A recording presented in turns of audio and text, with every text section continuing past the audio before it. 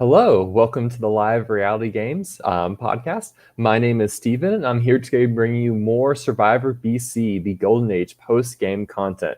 Today, we are here to interview the fourth place finisher and the player who probably had the wildest game of the season in regards to the twists and turns. I'm here with Jessica. Jessica, how are you doing? Hello, I'm doing great. How are you? I'm doing well. I'm excited for this. I think you didn't have, I mentioned this before, and I don't think you had a boring tribal council at all. And so I'm excited to walk through it step by step. This was your first live reality game, correct? Yeah, it was. It's been about a month since the game concluded or so. How has that process been, the post game for you? It's been pretty good. I'm actually shocked at how much I looked back on the game. So I'm excited to talk about stuff because I've had a lot of time to think. But it's been fun. It was a great experience. I don't know. It was just like a crazy, exciting experience that I really didn't think I would have the chance to do. Mm-hmm. And then, it was great. So this was your first live reality game, but you've played online reality games, correct? Yeah, I played a lot of online games. So coming in, I was super excited. What I lacked in online stuff, the live game was everything I wanted. Being able to visibly watch people walk off and interpret that, think about it, and be like, how does this, what does that mean? And all the stuff that you don't get in an online game, you get in a live game. So I was super excited. And it definitely checked off a lot of bucket list things I've never gotten to do. So how'd you hear or become aware of Survivor BC? Through Devin. He played. So I played Endure with him, and then he's talked about it, and then I looked it up and met Jaira.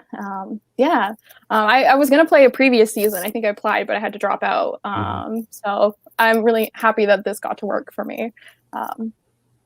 So did you have any fears or worries going to play a live game, or were there things you prepped for? My God. Oh, I had so many fears, but the worst part about, I'm definitely somebody who, if I'm not good at something, I'll work obviously really hard to fix that flaw.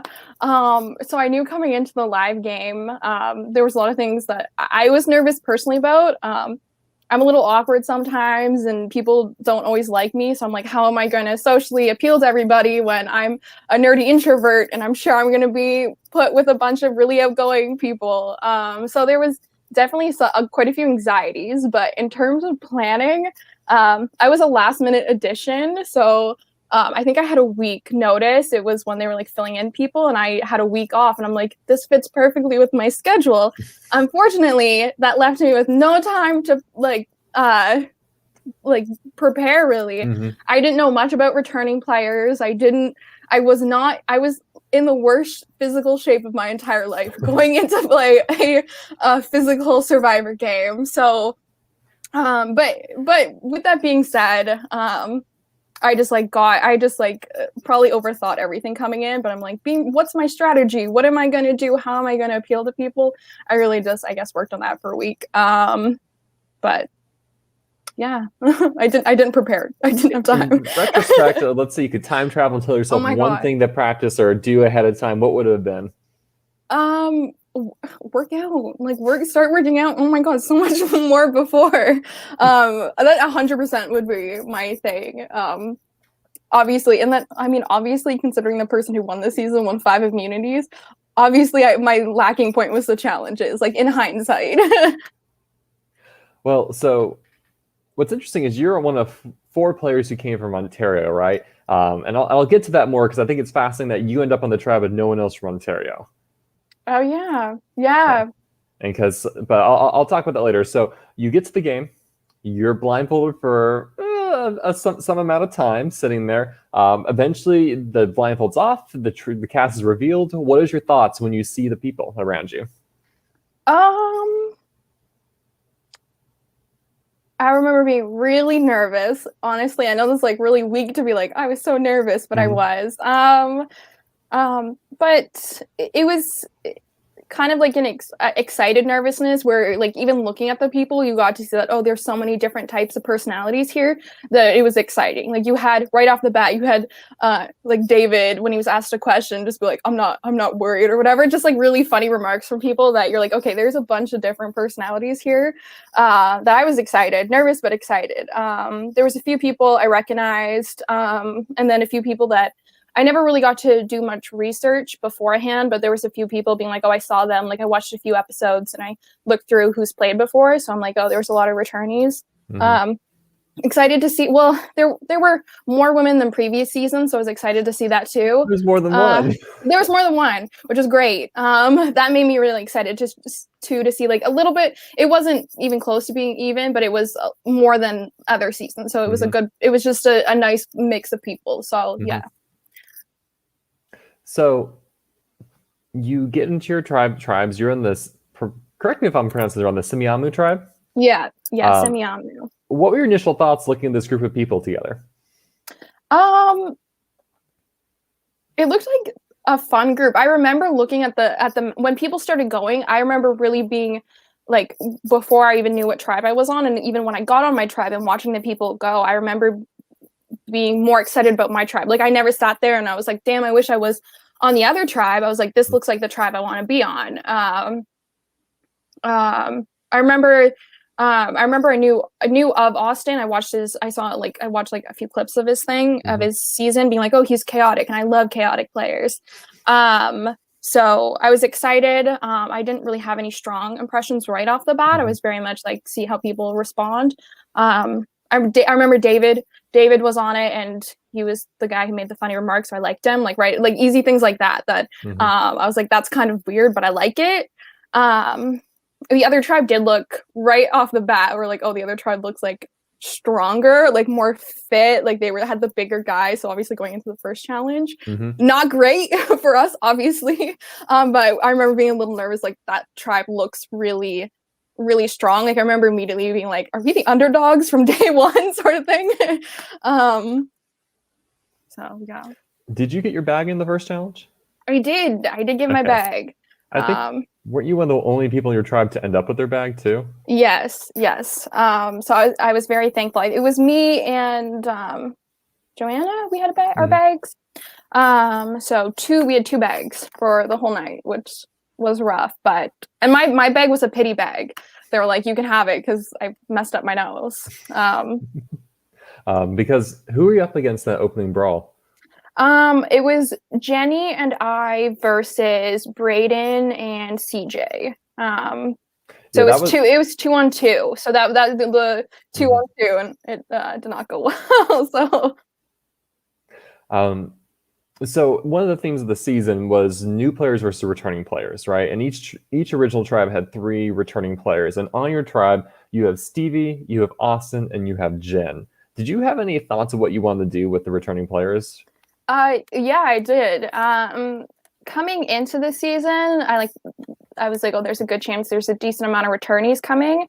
And then seeing that there were so many returnees, I was worried about it from the start, and that was actually pregame. One of my things coming in that I was concerned about was returnees.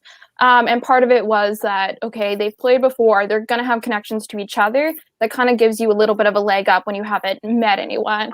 They're likelier, in my head, I was like, oh, they know how to look for idols. They know how to start conversations, because like I may be a org online survivor vet, but that doesn't mean I know when and how I'm supposed to walk off with people. Am I supposed to ask if people want to go get water? Am I supposed to follow? Where the vets know what it's like. They've done it the first time. They have that awkward experience that they're going to know. So I was concerned about the vets from day one. I remember being like, I didn't want them around. And that was part because I thought they did have an advantage that I think I was very much like, if they get far, you're never going to be able to get rid of them. So I wanted them gone earlier rather than later. I didn't want them to get set up. I didn't want anyone to get set up. So I remember being like, I got to watch out for big athletic guys. And looks like that didn't work out well for me. But that was literally it's funny to be like, that's what I was worried about coming into the game and then watching to see how the game went. But that was literally like coming and I'm like, watch out for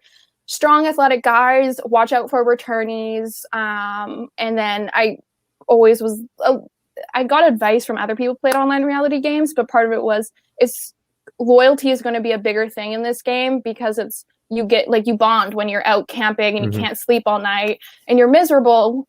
Being miserable together bonds people. So I remember being really worried about people connecting and me not connecting into that. So those were all my coming into the game thoughts. And then once I got there and seeing that there were 6 returnees, I was like, oh shoot, some of them have to go before I can't get rid of them. Did you know or had you played with Jamie LaFrance before the season? I knew I've never played with Jamie, but like I knew him from other on like just in the same social circle, I guess. So yeah. And were you happy that he was on another tribe, or do you wish he was on your starting tribe? I remember so in terms of pre-existing relationships, the only people I knew of were Jamie and Taylor, who both I played with Taylor before, and I was so happy they were not on my tribe because I was in the back of my head. It's because I've done really well in online games that I don't like playing with people who know me because I'm always scared they're not going to want to work with me. And I really like just like genuine, authentic. Like I loved my first tribe for the sense of I didn't know anybody, nobody knew me. It was a like wonderful, just like genuine, cool, organic experience. Yes, that's what I was looking for. So, but I remember being so happy they were away from me, doing their own thing. I was like, cool, that's something to deal with later, not now. I get to play my game now. So I was happy to see that, like, I was friendly with them, be like, cool, they're in the game, but cool, they're not with me was the better, bigger takeaway thought I had of them. Well, on the other tribe, the Quantum Red tribe, there's a small alliance that forms with Taylor and Will and Jamie. The Ontario alliance say, hey, we flew all the way out here. We took a lot of time to get here. Let's not vote each other out immediately for that reason. Do you think that is something that you would have played up or tried to take advantage of if there were other people from Ontario on your tribe? Because you were the only one. Yeah, if there was somebody else from Ontario, I wouldn't have voted them out first. Like I would have given them that same grace. Like I wouldn't have done an Ontario person first, and I wouldn't have done I wouldn't vote a woman out first. That was kind of like if there were certain things I'd be like I felt like would have been not right for me to do because like I'm like I would have been heartbroken if I was voted out first. And I like flew here when other people like they live down the road or whatever. Like it just would have felt like, damn, that sucks. It still would have been a great experience, but it would have just sucked. So I definitely understand like their mindset of doing it. I would have done the same. So you had that initial Caveman Brawl challenge. We were playing tug of war for the luggage. You get hit in the nose and have a bloody nose during it. I think you're not the only casualty of that challenge. Austin's hurt later on as well. You end up with one of the only 2 people getting your luggage. Talk to me about getting to your tribe, getting set up, and that first night of no sleeping bags. It was honestly so miserable. So miserable. Because obviously I knew it was like we're camping out in the wilderness, but our campsite was terrifying. We had to go through I remember I ended up painting the tree so we could figure out how to get to our campsite back to the main area without getting lost because you could so easily get lost there at nighttime. But we got there. I was more excited at the start. It wasn't until nighttime that I started to be like, oh shoot, this is rough. But it was really exciting when we first got there. It was great just being like, where are we gonna put all our stuff? And then having to dig up a billion roots because we never had a single flat spot on the entire ground. But the first night was rough with not having.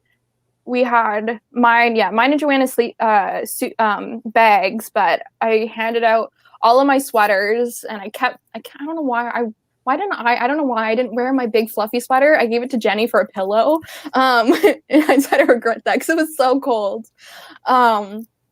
But it was miserable in one sense, but then most of us stayed up talking, or a few of us stayed up talking for a lot of it, which was nice. Talking in between the gaspy snores of Braden the first night. He slept, so that was good. But yeah, it was a really rough start to the game, and after that, like each night got a little bit better. But yeah, I don't think anyone slept. Um, So who'd you find yourself like getting along with, bonding with, or just figuring like, hey, I like this person, maybe I want to work with them? I actually had a really slow start, and it was like half intentional, and then half me just being a little anxious in Hmm. terms of I felt like I didn't pull.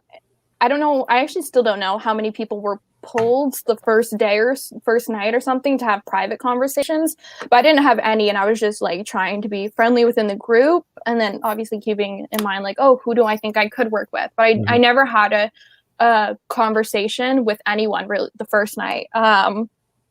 Which I think was a slow start, but I also wanted to see who would come to me. Part of it's like, does anybody want me? Because if nobody Hmm. ever talks to you, then you're like, oh, well, now I need to do some work. But I felt like people were gravitating towards me. Like I never felt I was off alone or no one like wanted to not talk to me. So I was comfortable with that. But in terms of who I started gravitating towards, I remember really liking Brandon. He was somebody, Brandon and Austin, where I remember the two people that I ended up being drawn the most to. And then David was like my start night one, if you ask me who I wanted to work with. But that obviously, night one, it's first impressions Hmm. don't, it kind of goes into the second day when you start figuring that out. So I liked him, but that ended up not going anywhere. But the notable relationships were Brandon and Austin. And the I remember liking Joanna but not being sure. She was I remember being like, I'm not sure if how she felt about me or who she was connecting to. Hmm. Similar with Jenny. Jenny was somebody I'm like, oh, I like Jenny, but I can't get a read on Jenny because her and Stevie clicked. Like it was like really apparent that her and Stevie were close from like day one in terms of, and part of this is that they had similar personalities. They're both outgoing, very social, that it seemed really obvious that they were bouncing really well off each other. Hmm. So that's what kind of I think pulled me a little bit away of not wanting to talk to Jenny as much at the start because I saw her being with Stevie. And um, yeah, Braden was there. I liked I kind of I liked Braden too, but it was a lot of I'm not sure of where Hmm. people stand. But I would say early the biggest connections were Brandon and Austin for me. Hmm. And then later after like the next day after, Joanna pulls me aside and she's like, we need to work with the girls. And I'm like, oh my God, thank God you said that. She like whispered it to me as we walked together. I'm like, and she's like, I'm gonna go off to talk to Jenny. And I was like, okay, maybe let me talk to Jenny. But she did it and it worked. So um that was like a day I think Hmm. second day development, Yeah. but yeah. Well, let's talk about day two. Day two opens with Stevie getting sent to, or choosing to get, your tribe chooses Stevie to go to the Island of Ages. And this is the kind of the twist of the season. What were your thoughts on the island, especially when Stevie came back? Um I was excited for the twist. I remember I was so close to raising my hand to go, and something held me back. I'm like, I just didn't. I remember being like, "Do it, just do it, do it, do it." But then I'm like, "It's gonna happen again. Don't go to the first." So I Hmm. remember holding back, but I wanted so badly to go, and I remember not being particularly happy Stevie went. Um, but thankfully he came back and he got the bags for us, the sleeping bags, which was awesome. I don't think anybody would have chose differently. Like imagine, I think it was, you might have to correct me, it was that or an idol clue. It was something, I don't remember what the other option was, but it was like sleeping bag, something for the tribe or something personal. So he did that to build tribe morale and for us to be able to sleep Yeah, it at was an night. idle clue that he could choose between sleeping bags or idle clue, and it was just like sleeping bags. After last night, I think everyone wants sleeping bags. Yeah, I don't think anyone would have chose differently, but I was thankful but a little bit like, oh, uh I don't know. I would have preferred. I remember preferring somebody else to go, but he wanted to go. And then yeah, I was intrigued by the twist. I did like it because like it was like, oh, it's probably obviously a recurring thing where people would be sent. And I remember being like, I really need to go to that. And I did eventually, just not in the particularly early part of the game. Yeah. So, talk to me about how things evolve over this day. You have two reward challenges. Your tribe loses the first one, but you win the second one. And how did were there any thoughts on those challenges, or how has dynamics evolved in your tribe? Um, I remember, I think the biggest thing about even about challenges is I think some people were a little worried about Joanna not being able, like, not the strongest challenge competitor, so that kind of like came up later, which I didn't really care for. But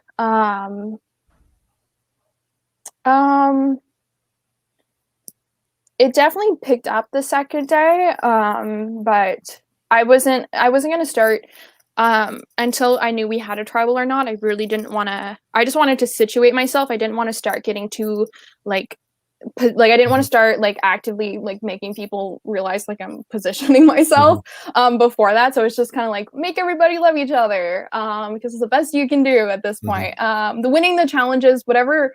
I think we won the pizza. Did we win pizza that day? We won pizza and then we won coffee. But they were great and I shared my food, so I thought I was being nice. I don't know. That was kind of my just trying to build like tribe morale. But yeah, I did feel like I felt like at the time we were, I don't know. I remember our whole tribe being like really nervous. Like I think we were all like worried that we were going to get stomped. So like when we won, we were super happy because I think a lot of us had the fear like we're just going to lose and lose and lose. Like there was that in the back of our head because like they stomped us so hard in the first one that we were just like, we need to really make sure we start winning because we didn't want to like feel like we were falling behind as a tribe. I don't know if the other tribe even had those conversations, but I remember we did like very early. We were like very nervous about them. Just like as a whole, and just like really putting our all into like trying to secure something as like a sign of strength to be like, look, you can't mess with us. But yeah. So after those reward challenges, Joanna goes from your tribe to the Island of Ages. Any thoughts of what she said when she came back from that? Because that ended up being different from the first visit. What happened there? Yeah, it was very confusing when she came back, not gonna lie. Like the twist itself, I remember she definitely did not explain it the best. I remember when I went because I had a similar thing where you have to like bet on things, and I'm like, oh, this makes sense. But having somebody else explain it the way she did, it was a little like, what was that? Like, and then there was a little bit of suspicion, like maybe she got something, but then we're like, oh wait, she just she just didn't get the mutiny is what it was. So like we're just like, it was a little bit of like, is she being honest, is she not? And then okay, well, it doesn't seem to be anything, it doesn't affect us at this time, okay, cool, let's move on from it, was kind of my thought. And I guess that was the time that like, oh, they probably picked Joanna because they thought she was the weakest or something. There was conversations about that. So why'd y'all pick Will?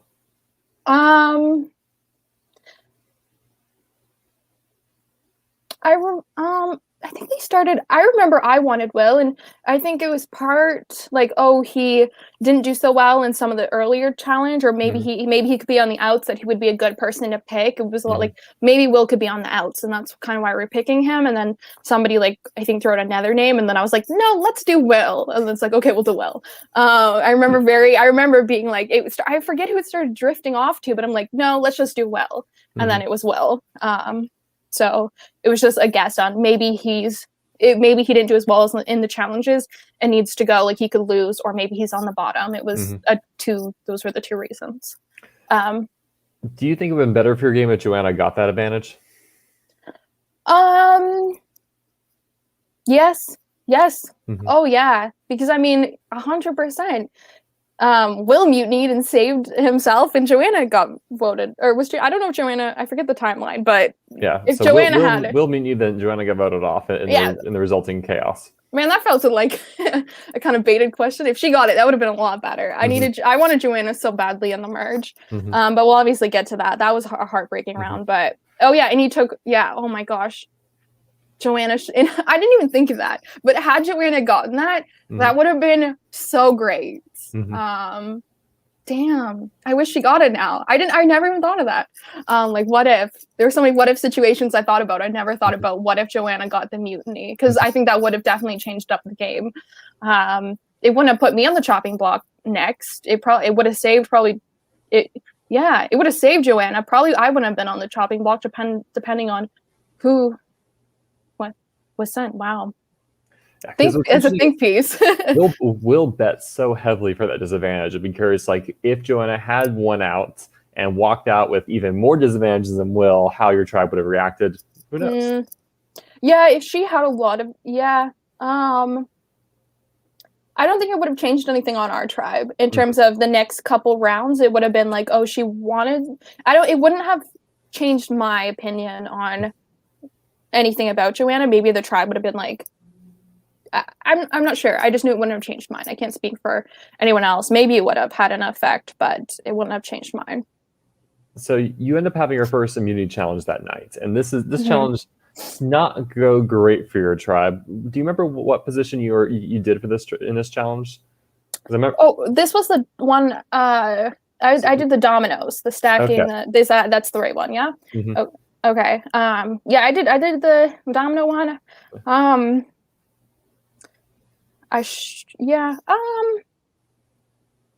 I remember being like, this is something. I actually don't think I said this. I haven't said this to anybody. But I remember being like, don't do a puzzle early, Jess. Don't do a puzzle early. And it's not that I was nervous about flopping. I'm really good at puzzles. I just didn't want people to see me as good at something before I got to merge. So I'm like, everyone, like, I'm not the most fit, but I know I can do puzzles. So when I get to merge, there's going to be all these challenges with puzzles at the end that take up the most time, and I'm going to win them. That didn't end up happening, but I remember avoiding every puzzle in the pre-merge phase in hopes that I would get something in the merge phase, and then I'm like, okay, yeah, I can do dominoes.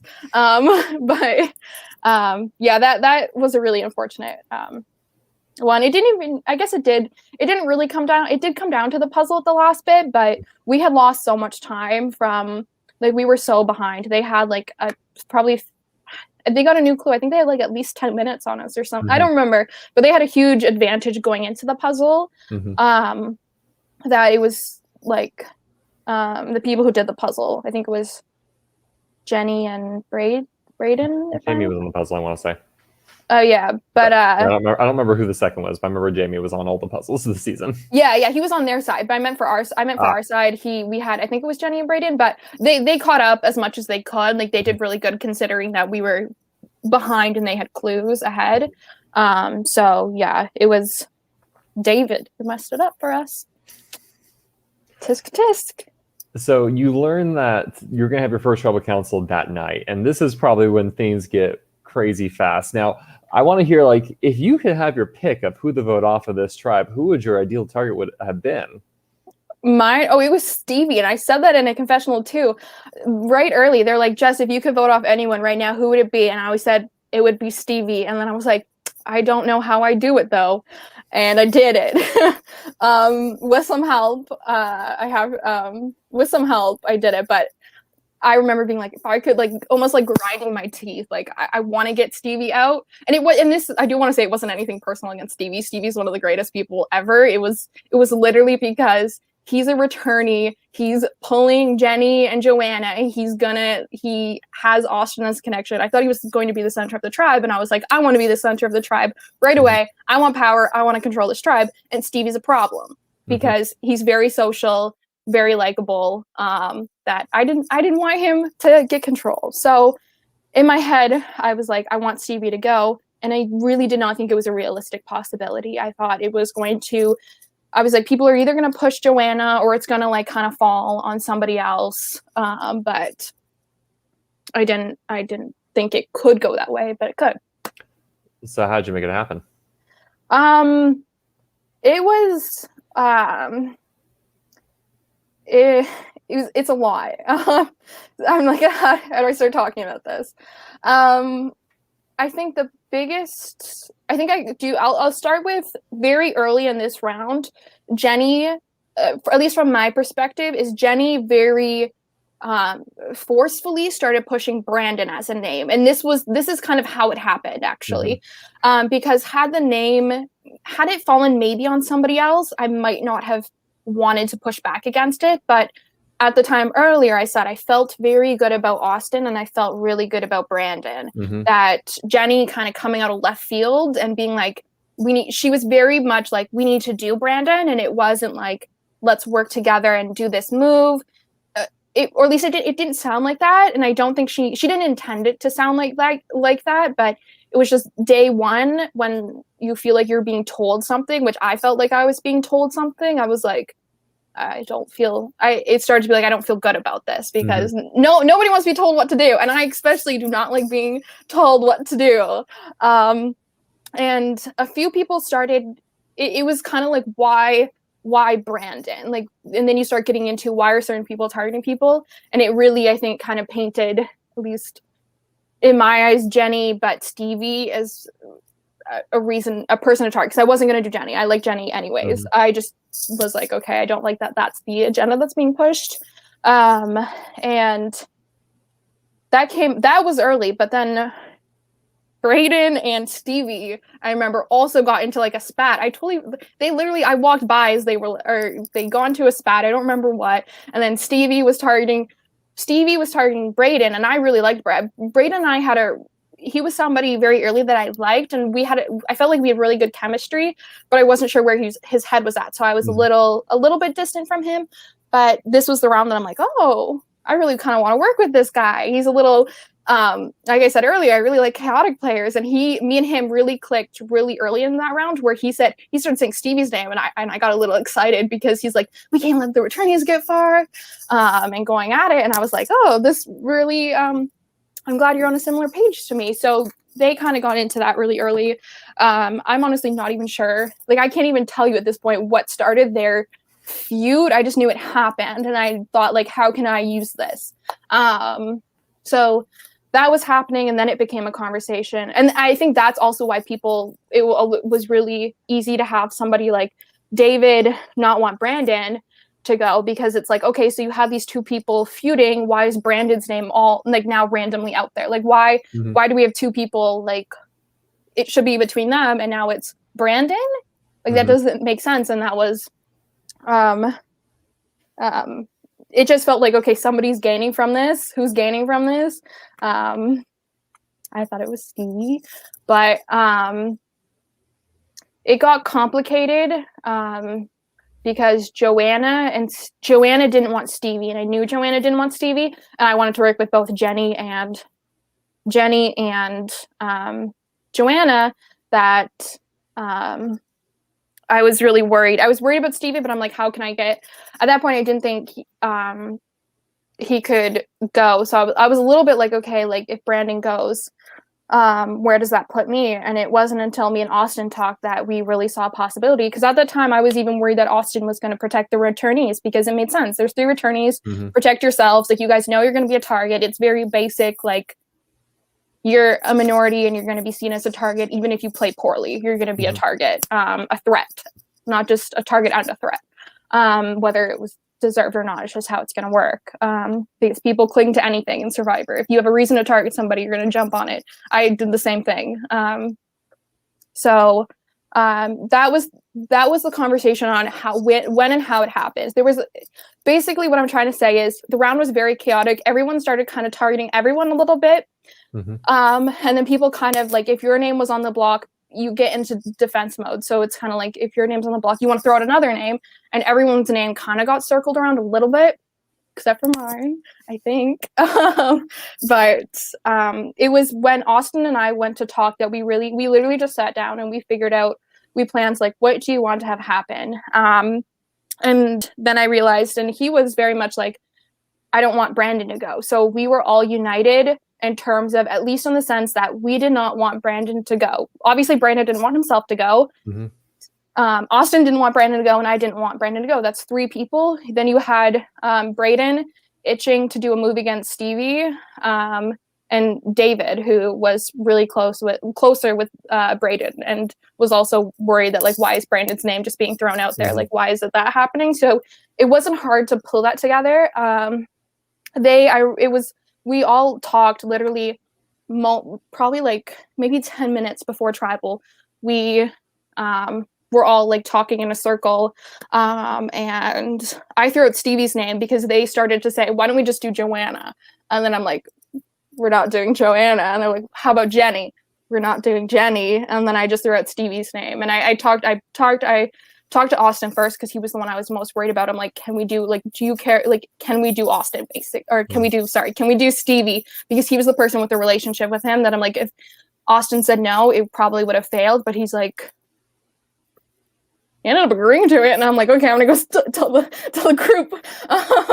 So I was like, can we do Stevie? And they're like, yeah, and it was Stevie. So, and I was confident after that, and it was a lot of like, to get that to happen, it was a lot of like watching it for the returnees, and it was kind of like a perfect storm. Like that storm kind of had to happen to I kind of needed the chaos to kind of break away, because Stevie did have Joanna and Jenny, already two people who didn't want to vote him, similar to like Brandon had me and Austin who didn't want to vote him. That it's hard to get somebody out who already has a decent backing.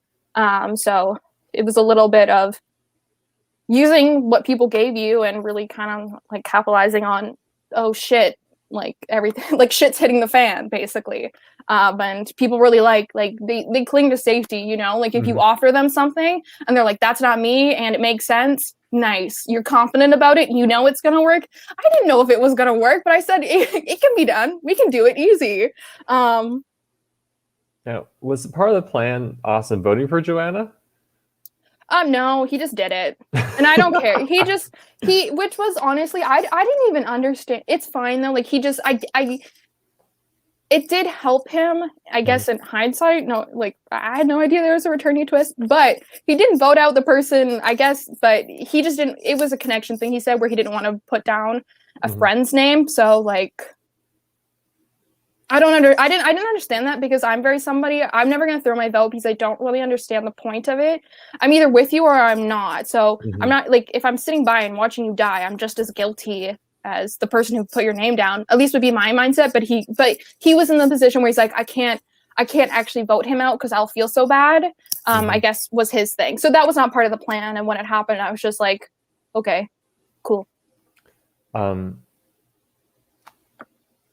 What's interesting is you identify Joanna and Jen as the two people you really want to work with, that you just voted out their allies. I know. Talk about the fallout from this tribal council and like mollifying them, or what did you have to do?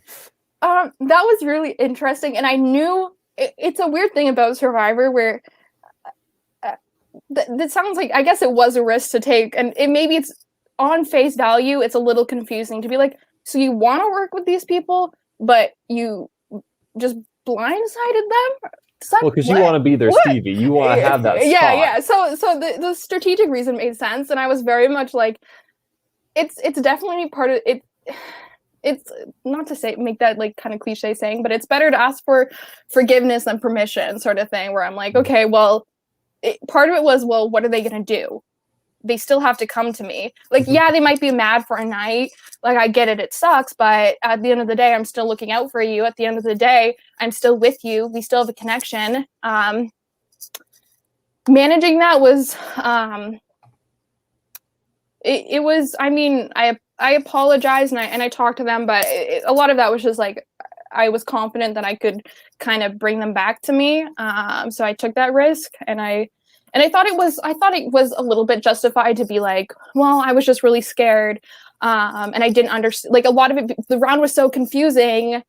I got scared, and I didn't talk to Stevie. Stevie didn't like, because Stevie, the truth of the matter is, Stevie and I actually didn't, we talked like once that whole round, that it was, and they knew that too. So it was easier for me to justify. And I remember even before, I remember talking to Joanna, and I was kind of like letting it hint to her, being like, I'm not super comfortable with this. Maybe we could do, like, she knew more than Jenny did, but she still did. That's why Jenny was so upset, because she was like, you didn't tell me. Maybe I was gonna say, maybe in hindsight I should have told them right beforehand, but there was no point. It didn't end up affecting our relationship. We were able to get past it. So it was just like really apologizing and being like, well, I guess, yeah, apologizing, justifying, and being like, I still want to work with you. And looking at the other options, I was still the best option for them. So this ends day 2. Day 3 opens up with Austin going to the Island of Ages. What did he tell you when he came back?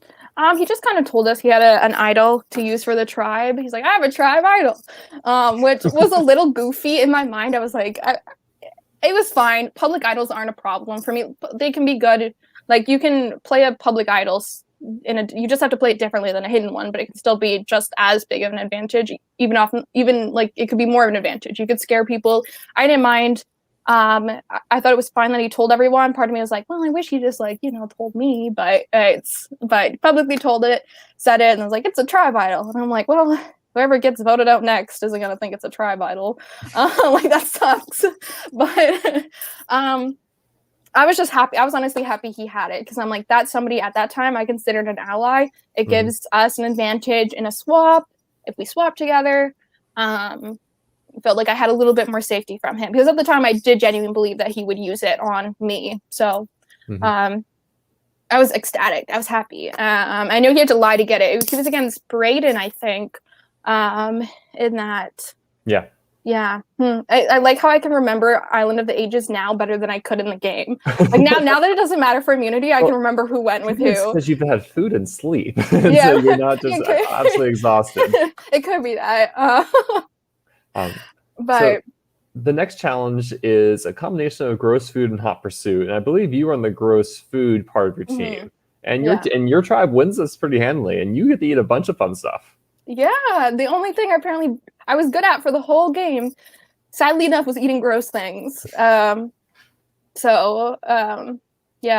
Yeah, I was actually proud. I was so proud at that time. That was, that was actually one of the highlights of the game, which is crazy to think eating gross stuff was one of the highlights. But I loved being able to be like, I was helpful to the team, but also after that, we won coffee. And that was definitely the highlight for me, was winning coffee. I remember being giddy happy, which I'm not really outwardly expressive or even particularly emotional, but I remember being like so happy, and like I didn't feel it up to that point, but I was so happy to win some coffee. I didn't care for the donuts. I just wanted the coffee.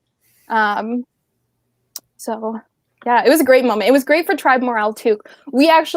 We needed that. We needed that win. We needed something to be like, let's be like kumbaya together. Like we needed some good positive energy put into our tribe. So it was great. So you don't go to the tribal council. Evelyn goes home from the Kwantlen tribe. The next challenge, you don't even have it on ages. You go straight to touchy subjects. Thoughts on this challenge? I mean, nobody likes to do touchy subjects. No one's like super excited. The results, they weren't even super like, I remember some people being like very kind of in their heads and a little bit upset after, because they got some of the bad ones, and I would too. Some of those questions, I hope they don't do some of those same questions, like the one that's like who would not find love. I'm like, that does not need to be here. I will petition this is not asked again. I hated it. Braden Lauer's a fan of this challenge. I don't know why you aren't. Right. Yeah. But I remember I was obviously like nervous, because I just didn't want, there was like I just like didn't want anything to be like too revealing, and it like shakes anything up, because I felt like at that point I was in a good spot, and touchy subject is kind of built to get people a little bit more aware of their positioning and also get people a little bit shaken. So that to me I feel like is the design of the thing, to kind of get people thinking and building distrust, and like, oh shoot, where do I actually stand? Because sometimes people get a little comfortable, they get a little numb to it, but then when you have touchy subjects, everyone's like wide awake again, and they're like, wait, where do I stand? Who's the hero? Who's the villain? Who's going home next? Stuff like that. So nervous for the challenge, but it is a fun challenge. So this is for individual immunity, because both tribes are in the tribal council. Were you looking to win it? No, I was throwing it, because I wanted Braden to win it, because he was going to go home next, like very handedly. And I remember at that time being like, okay, we had a chaotic first tribal. I can't do it again. Like, it would be really bad for the tribe if we had something like that again. So at that time, I remember being like, I need to get everybody together. And people knew stuff about Braden, and Braden was a little bit like kind of like chaotic, like apparently chaotic to everyone, that it was kind of a sacrifice that I was willing to make, to be like, okay, I feel like I have a good connection with Braden, but I'm willing to let him go home for the sake of the tribe, to be good, to be connected again, because nobody wants a broken up tribe. Like, that's not good for anybody. So to get the tribe back glued together, sacrifice Braden and so he was going to go home pretty handedly. Like, I don't think there was a path for him to really stay unless I pushed for it, and I wasn't going to do that. So I was like, I hope he wins, I hope he wins, I hope he wins, because I wanted David to go so badly. So when he won, it was kind of like perfect. But a lot of people, like even Austin was throwing for some reason. Like nobody, like I'm like, if we're all kumbaya and you want to get somebody out, you got to try. So I don't understand why other people were throwing, but I was happy with it because I'm like, cool, he won. Yeah, so I was happy with the result. Most people were like really upset when he won because they're like, oh, he was gonna go home. What do we do now? And I'm like, oh, I have a plan. We can do my plan. You want to do my plan and vote David with me? So wait, why are you looking to vote David at this point? So David, two reasons for David. So I did. It's weird because I did, and this is I like David probably the most night one. So it's probably a little weird to be like, why am I now going for David? And for me, there was two parts of I wanted David, and it was a little bit of like I kind of liked everybody on the tribe, so I didn't really have a strong reason. Like there was nothing particularly strong to target anyone at this point from me because I felt like everybody wanted to work with me. So there was nothing left. Like I felt like Stevie was the one obstacle I had, and the rest of it was just like, okay, who do I trust more over other people? It wasn't like this big, I don't like anybody, they need to go. It was just David. As small as reason this was is it was two. So first he had a connection with Andrew. He knew Andrew. They were friends outside of this game. And Andrew was like, at this point, I didn't talk to Andrew until Merge. And I remember being like, Andrew looks like the embodiment of what I don't want to work with. And that's literally, and I say that sounds mean, but I was just like a dude who I didn't know who looks like a very athletic bro dude that scared me. And it wasn't until I talked to him that I got to know more about him. But I was just like, face value, this guy looks scary. Oh, he's good with David. Is David going to go bro down with him as soon as we get to a swap? So that was part of the reason. The other part was, honestly, he said something about Joanna that I didn't like. He was just like, he wanted Joanna out, and he was just like, I don't know. He said, like, he just said something, like, not particularly nice about Joanna, and the moment he did that, I was like, you gotta go. I was very much like, okay, you don't want to work. Like, Joanna was probably one of my, I don't know, I didn't really have a super, like, this person's more valuable, but she was somebody I saw as valuable to my game, that I'm like, okay, he's not going to ever get past this. He wants her out. He's just, and other people did too, but he was somebody who was vocal about it and somebody who had a connection to the other side.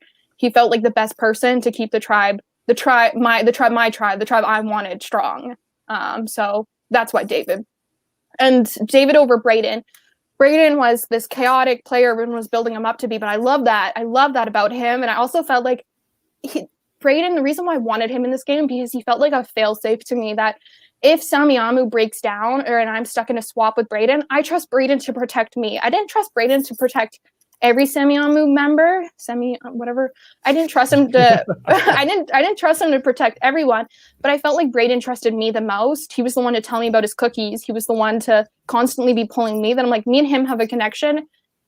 If anything goes bad, me and him can do something. Like, we'll be the chaotic players who are able to maneuver well. And we saw that fight in him, that I wanted him over. Braden concurs with that. He would have worked with you and fought for you. But so I felt I wanted him in the swap, and I felt like he was going to be more valuable than somebody like David, who could have just kind of like if things get hard, I didn't feel like David was going to fight for anybody any one way or the other too. So it was like, it just made sense for me to want Braden, but it didn't make sense for me to want Braden over disrupting everybody on the tribe. Was my mindset towards him.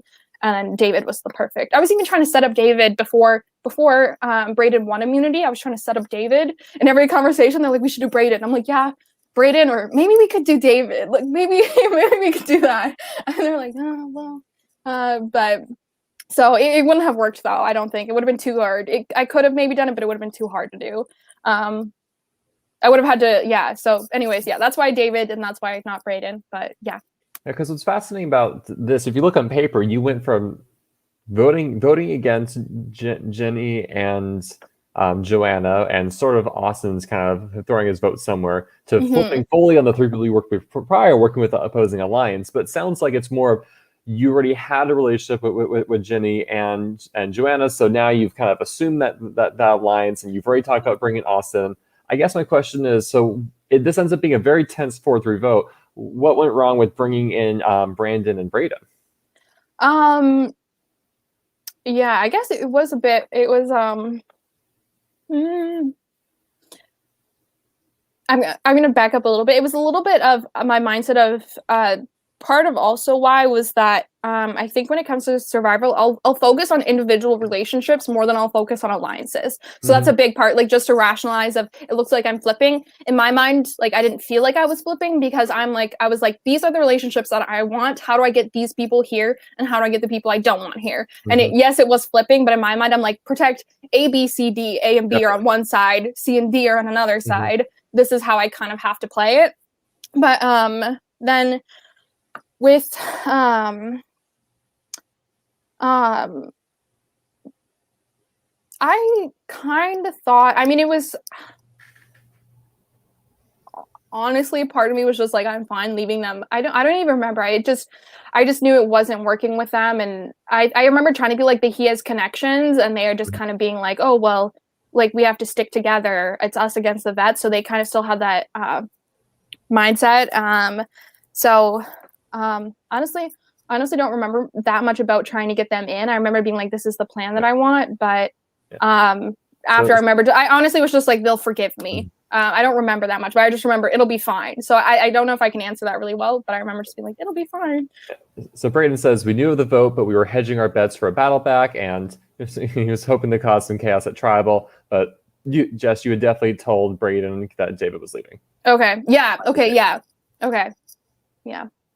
Yeah, and I remember, you know what I also remember? I feel bad about this in hindsight, but part of it was like, it was good to have a good reason to go after David, because like David was just kind of chilling, and it got back to me. David said you were wishy-washy. So then I go storm over to David, and Joanna's like pulling me aside, being like, Jess, don't do it. Jess, don't do it. And I'm like, I'll be right back. So then I go yell at poor David, who's going home. Like I'm like in the world's worst person to be like, David, why'd you call me wishy-washy? Meanwhile, this whole day I've been planning his blind side. But it was to be like justified, to be like, hey, look, we had beef. David has to go. Like I remember being like, no one's gonna blame me because me and David had beef of he said one negative thing about me, and then I went off on the poor guy. So I remember that. I totally forgot about that. That just came into my head, but that was part of being like, they're not gonna be mad at me. I had cause, you know. I don't know if anyone bought it or cared. But yeah. Yeah. So David goes home here. CJ goes home from Quantlin. You end up having a battle back, and this ends up being between Stevie, CJ, and David. Of the three, who would you have wanted to see come back? The battle back, CJ. Oh, CJ so badly. I wanted him. Oh my God. That was the most intense moment of just like sitting there. I was praying to the survivor gods. I was looking up. I don't know if it's on camera, but there's moments where I'm dead ass looking up into the like night sky, into the stars, being like, please, survivor gods, if you care about me at all, if you want to give me a hand, like please don't send Stevie into this game and give me CJ. And they spat in my face and kicked some dirt onto me while they were at it. But yeah, that was rough. Even it sucked too that it was only 3 people, because like I would have loved to see Evelyn back. I would have loved to see Braden back, but Braden, like that was also a huge Braden leaving was a huge loss for me right before a swap where we're even now more down in numbers. We just lost somebody who was going to be good for my game, and bam, he's gone. No chance to come back. Evelyn, this other person who I didn't have a relationship with, was better than the 2 bad relationships that were sitting there. And then CJ. So I had a 33% chance of something great happening and CJ coming back, in my opinion, at the time. And then like David coming back, I would have been like a little awkward about, but it would have been fine. And then Stevie coming back was like, I don't know, hit the red button, nuke explosion. Like, fuck, it's over. So yeah, because I feel like you had command over your tribe, and then once the swap happens, things go south fast. No, my game, like in moments, was like the moment he came back, and I feel like I do have to explain that, because it's like, how does your game go from dominating a tribe to like in the dirt with one person coming back? And it really was like, I don't know, like I've never seen something in Survivor. I don't know how our alliance was so dependent. Like it was, what we had was going to work. I trust that Semyamu was going to stick together in my mind, because once Braden left, we all, I don't, it was never filmed or anything, but we all had a moment where we spent like the last hour or so just talking and being like, we have to stick together in a swap and strategizing and planning, but really bonding over the fact that we are now the underdogs. We are now the people who, like, it felt really like, at least, and that's part of Survivor, you have to villainize the other people to kind of get them out, but you also like have to come up with things to bond with. And it's like, hey, look, we're the underdogs, we're short a person, we had a rough go, like it was something to bond over. They were like, let's work together, and we all got past our differences. Like, we're now here at this spot, and that was my mindset. Maybe other people were nothing, there was cracks obviously, but that was my mindset. And then the moment Stevie came back, instant divide again, like instantaneously, no one had to say a single word. And I remember at that time, the moment Stevie came back, Jenny, I remember talking to Jenny immediately, she was happy. And I remember being like, okay, Jenny's happy, that's okay. And then she'll be like, it'll be okay. And I remember her saying that to me. And I remember I had enough faith at Jenny at that point that I was like, okay, I trust Jenny, and then it's gonna be okay. But then we got to the swap and Brandon was done. He was like, I am done with, like, Stevie's back, Jenny wants to work with him, it's over, basically, is what his mindset was. And I was very much in like fear, scare. Like I wasn't like, I remember just being like, fuck, Stevie's back, he's gonna come for me. I was scared. I was on my back feet. I was like, I am so scared. And I still had trust in Jenny. I still had trust in Austin. I had trust in Joanna. I had trust in everybody. But I'm like, what does it mean that Stevie's back? He's going to come for me. And now I have to retouch every relationship. I have to work again. I have to double check. I have to make sure it's good, because he was the divide in the tribe. And it's not, he was the tribe personally. It was just what everyone's actions around Stevie. Stevie wasn't doing anything wrong. And I want to make that clear, because Stevie's great. He didn't really do anything wrong. It's just the people were playing the game around him in a way that really put him at the catalyst of our tribe being united or not. And then we had so it was just a mess. Stevie coming back was honestly the worst thing ever. I didn't even factor in a returnee twist, because I'm somebody who hates returnee twists so much that my brain wouldn't even let me think of the possibility. And then it happened, and then he came back. I was just like, how does my game literally went into the dirt after that? Like, it went so far down into the dirt. So before we get into the dynamics of Quantland 2.0, your swap tribe, I want to play a game. The game is design your perfect swap tribe. So let's just assume you have to do even numbers. Okay. What does it has to be 3 original Semyamu, 3 original Quantland. Who do you want in your tribe? First up, I would want Joanna. I wanted Joanna with me, and that's something I was very like. And even in hindsight, no, like obviously knowing that she got voted out, results oriented. But I like being able to protect people, and I like being able to have control. And Joanna was somebody I would have wanted with me, to be like, I trusted her to vote with me, and I also didn't want to put her in a position where people might come for her. So Joanna would have 100% been on my tribe. I'm gonna say, so me, Joanna, it would honestly probably have to be Jenny, like me, Joanna, Jenny, because there was enough divide. Like if I have Joanna, I think I kind of have to have maybe Jenny with there as like as a base, because it would be hard to break it. If I pull any of the guys in there, that doesn't really work. Like Brandon wouldn't work with, it wouldn't stay together. Maybe it would have, but he was a little, I wouldn't want to, no, it wouldn't, because that would be a stressful situation for him and he wouldn't bode well in it. I think it would have to be me, Joanna, Jenny. And this is like at the time, with the knowledge I had to build the best tribe out of that. You can build your tribe from now with full perfect knowledge. Oh, really? Yeah, ooh. You can do either way, either with what you knew then or what you know now. With perfect knowledge, that's way too powerful. Okay, so with what you knew then, I'm gonna pretend I didn't, like, as much as, like, I would have always had. I think I would have done Joanna, and had I had Joanna, I feel like it would have defaulted having Jenny because she was the person most likely to also agree with me that we would have to stick together. So it'd be us three. And in terms of the other people, I feel like I would have to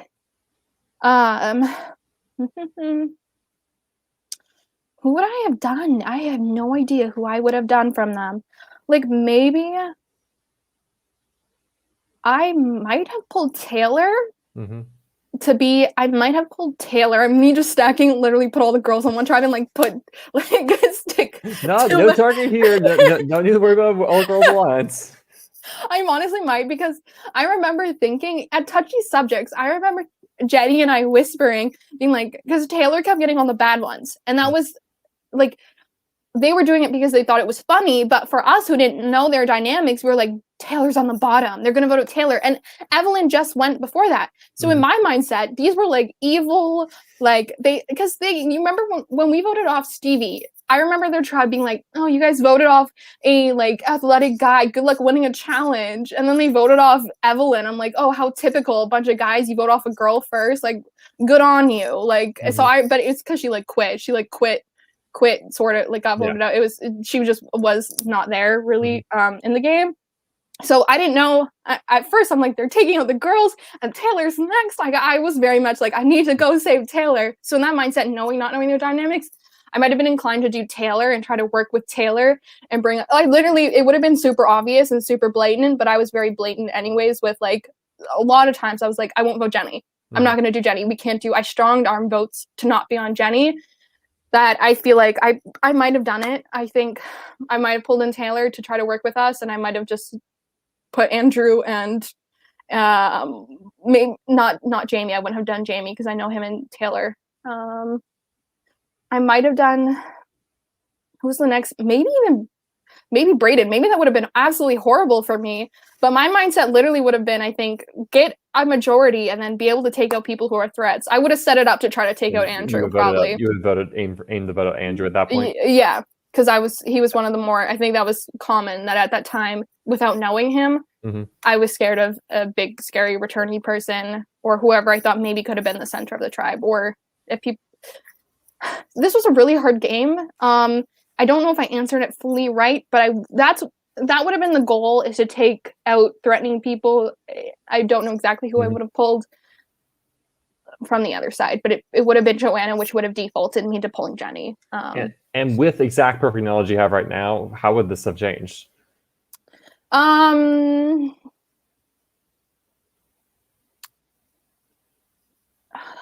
Maybe pull...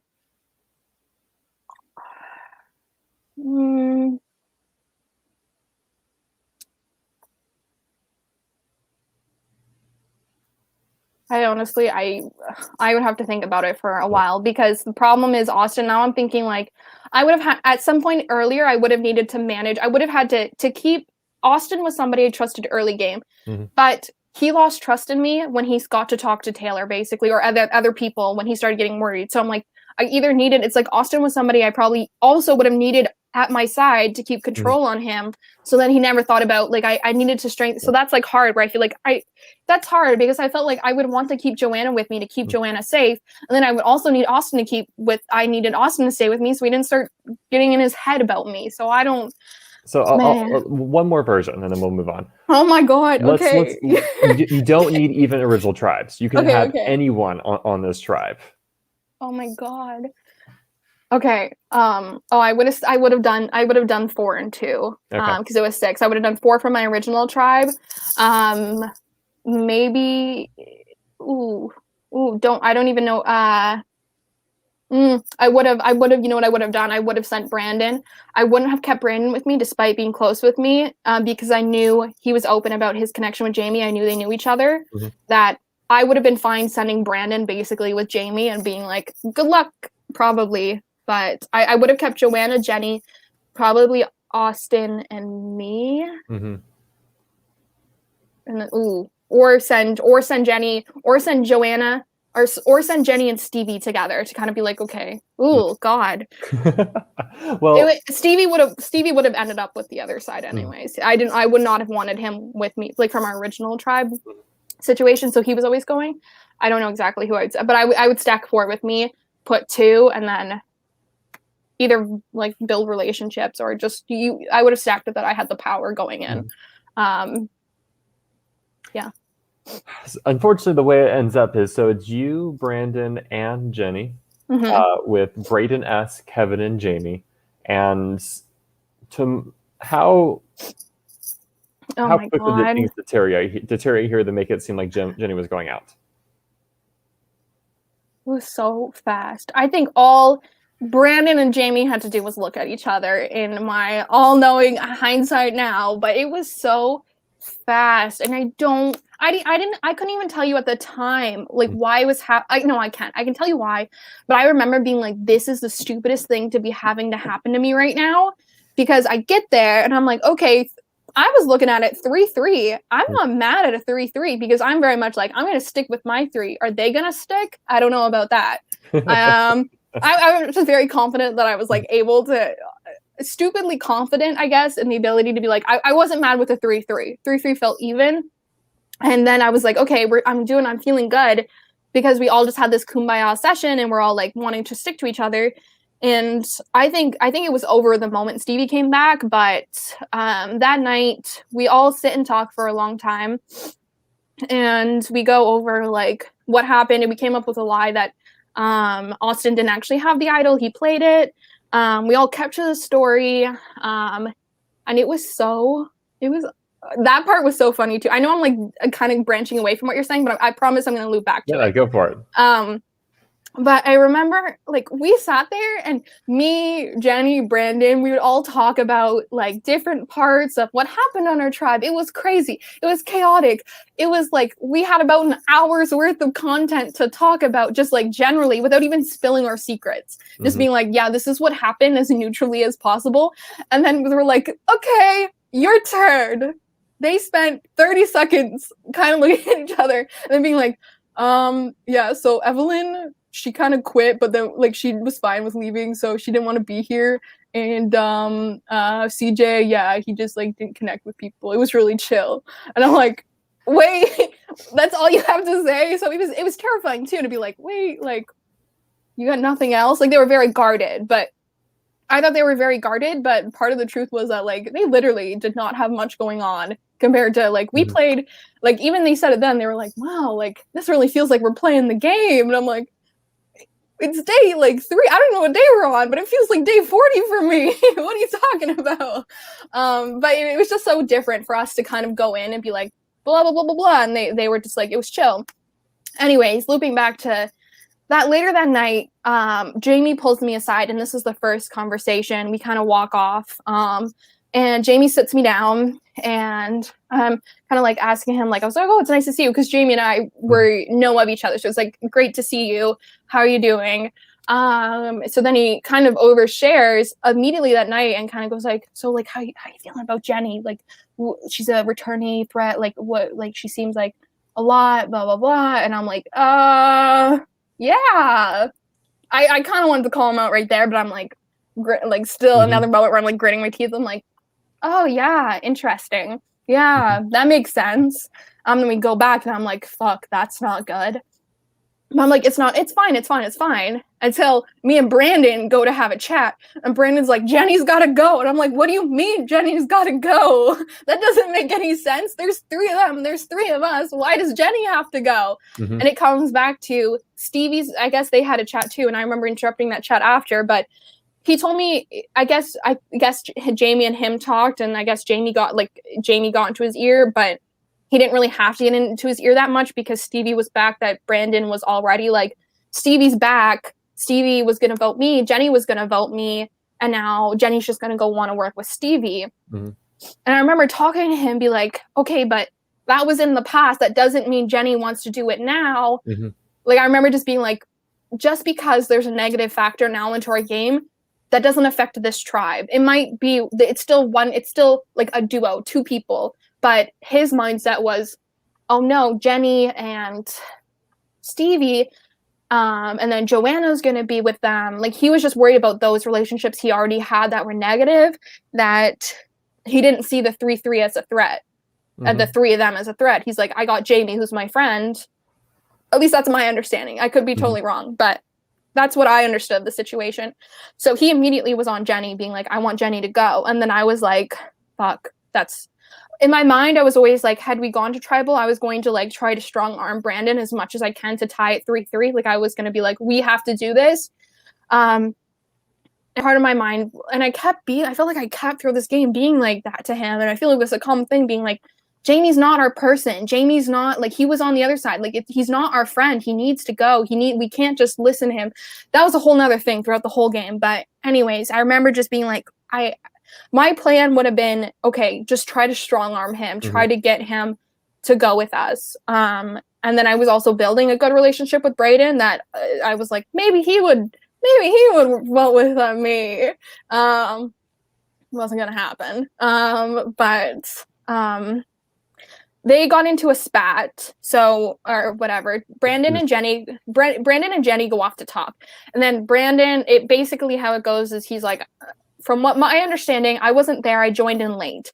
So they were talking, and Brandon was saying like, you're gonna go back to Stevie, or he asked, and then Jenny like smiled at him the wrong way, and it went south. And then I joined in after, and then I was like,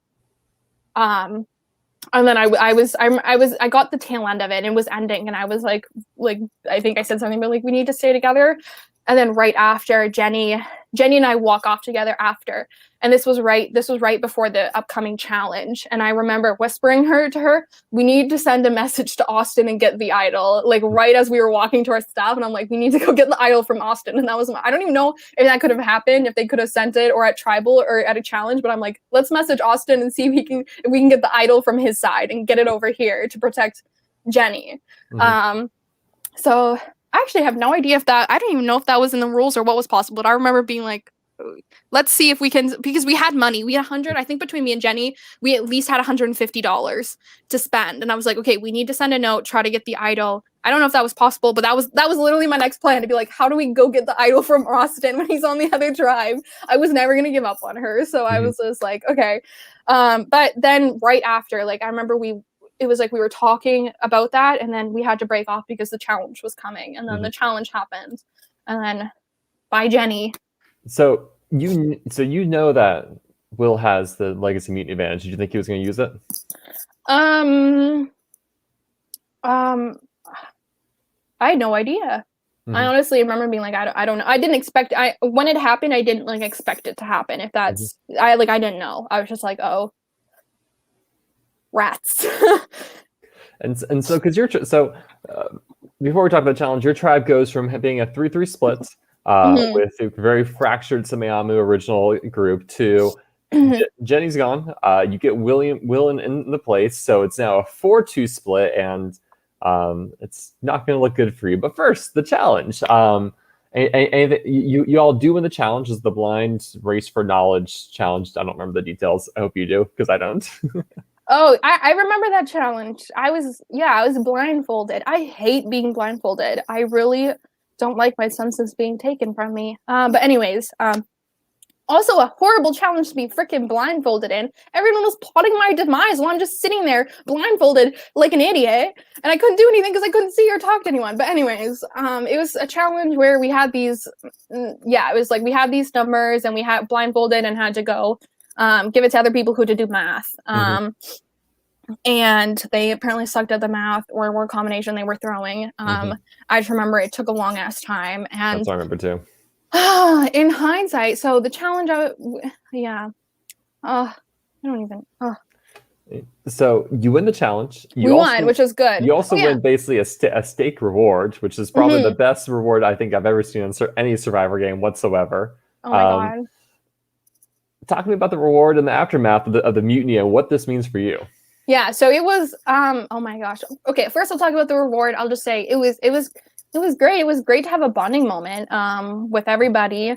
I did feel a little, this is something, it's not important at all, but I remember feeling bad about. And in hindsight, I wish I did differently. I wish I ate more food. I won quite a lot of rewards, and I ate almost none of it because I'm like such an anxious person. When I get anxious, I'm not hungry, and then I would eat, like I wouldn't even finish my granola bars, and we get these beautiful steaks. And I remember Keenan asking me, like, did you like your steak? And I felt so bad because I literally licked my steak one time, and I know it's super weird. I just wanted the flavor, and then I didn't even eat it. I ate half of a hot dog and one lick of the steak, and then like all these guys like needed the energy, so good for them. I was worried Jamie was gonna get medevaced. Like, dude was scarfing down his food. I'm like, you gotta slow down. Like, you're gonna get sick. You're gonna be like whatever guy from Survivor who ate too much meat. I forget. Yeah, how wrong. Yeah, I was like, you're gonna have that moment, Jamie. It's gonna be awful for you. But it was great. They were like, I've never seen. I don't know. Those guys were the happiest they could ever be. So it was great, and they brought pop, and I mostly just wanted the pop. Just like the coffee, I wanted the drinks. But obviously dumb because I needed that energy for later, that food, because I got really stupid by the end of it. Yeah, so that was great. And then, but with the mutiny happening, oh God, I was so stressed. Like, it's like great, you win something, and you're like, yay, this is fantastic. But at the same time, people aren't talking to you. You're the odd person out. I'm the only girl, and I don't think they realized how uncomfortable I was with, like, they literally would go off and talk. And I remember one time, all the guys went off and talked, and I was just sitting there, and I almost started crying because I'm like, it already sucks to feel alone, like an outsider. It already sucks to feel like that, and they do it, and it wasn't even intentional a lot of the times.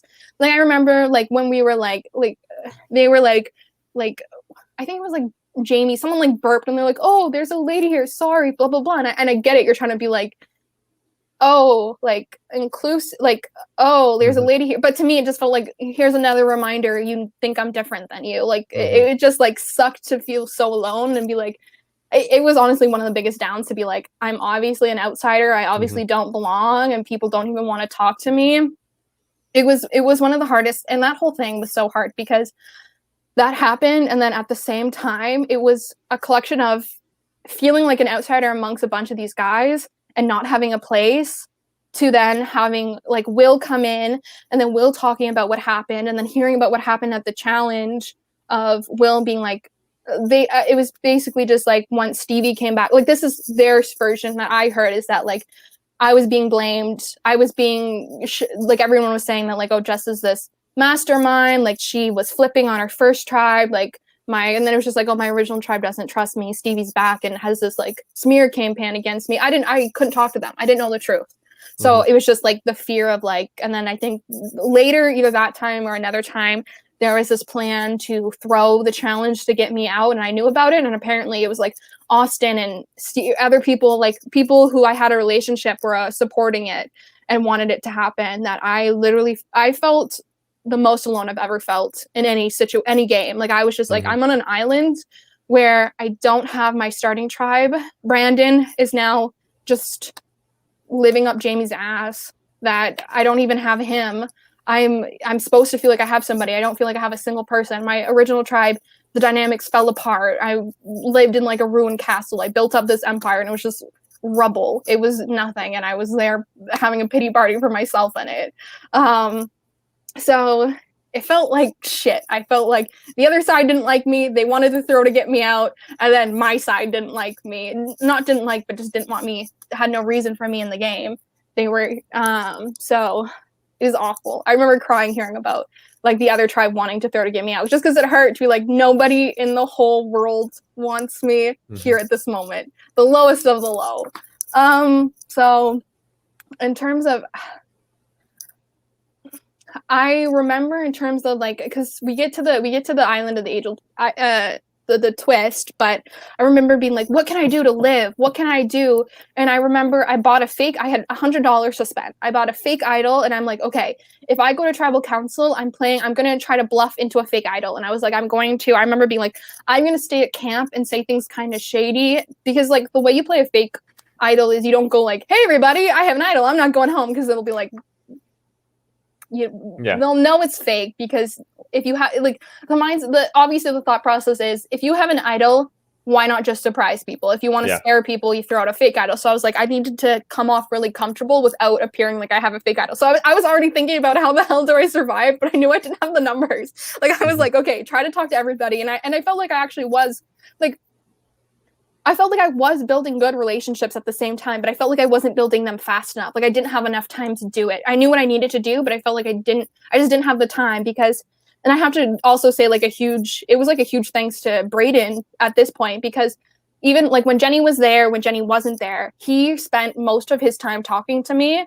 And even if like when half of the people didn't even want to like make eye contact with me, like talk to me, he was somebody who constantly played chess with me, constantly talked to me, and I felt like me and him built a really genuine connection. That was something I had to throw in there because that was the start of our relationship, and he was the only person on that tribe that I felt like gave me the time of day and made me feel like I'm like I have somebody who's looking out for me for like the first time ever sort of thing, to be like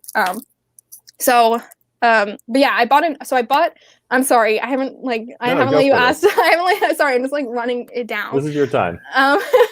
But and then I also bought a note, and I remember buying this note, and I was like, I need to say something. Like I need to send a note. I don't really have like I can't be like I can't ask for help because there's no help they can give me. But I remember just sending a note to Jenny, and I sent the note being like, all the guys are sticking together. I'm gonna be next. I love you. I hope you or like Joanna win. And I sent that note, and I guess Joanna was already voted off, I think, at that time. But anyways, I sent that note to her, and there was really no like, it was just like say something. Like I had money to spend. I had to use all my money. at that time because I knew I was going to be out soon. So to send a note, they probably can't help me, but at least she knows what's happening here, and I can send that to her. So I sent her a note. Ended up being very positive because I don't know if it would have helped, but it was a good moment. So I sent her a note, got a fake idol that I was going to try to play in some way. And I was working on relationships, specifically with Braden. I was trying with Jamie. I was always I still felt like me and Brandon were good, despite me and him having very different strategic decisions. I didn't think he wanted to see me go anywhere. And Will, I really started to build a connection with Will at this point. At least I felt like I did, but so I was trying with people, and then Kevin did not want to talk to me. Kevin ran the other way when he saw me, I swear. So yeah, I was trying to set up that I could get Kevin out. I was going to try my hardest. It would have failed, maybe, probably, but I was setting up the best I could. With just like, hey, he's a returnee. We have all the returnees in the game. We need to get one out. It was the pitch. Yeah, that was like the pitch, and was kind of, it was a lot of it was waiting. I wasn't going to go aggressive, and I remember being like, I'm not going to go aggressive. Like, I'm going to work on these bonds. I'm going to try to get in people's ear and be very subtle about it, but I'm not going to go in 100% until I find out about immunity.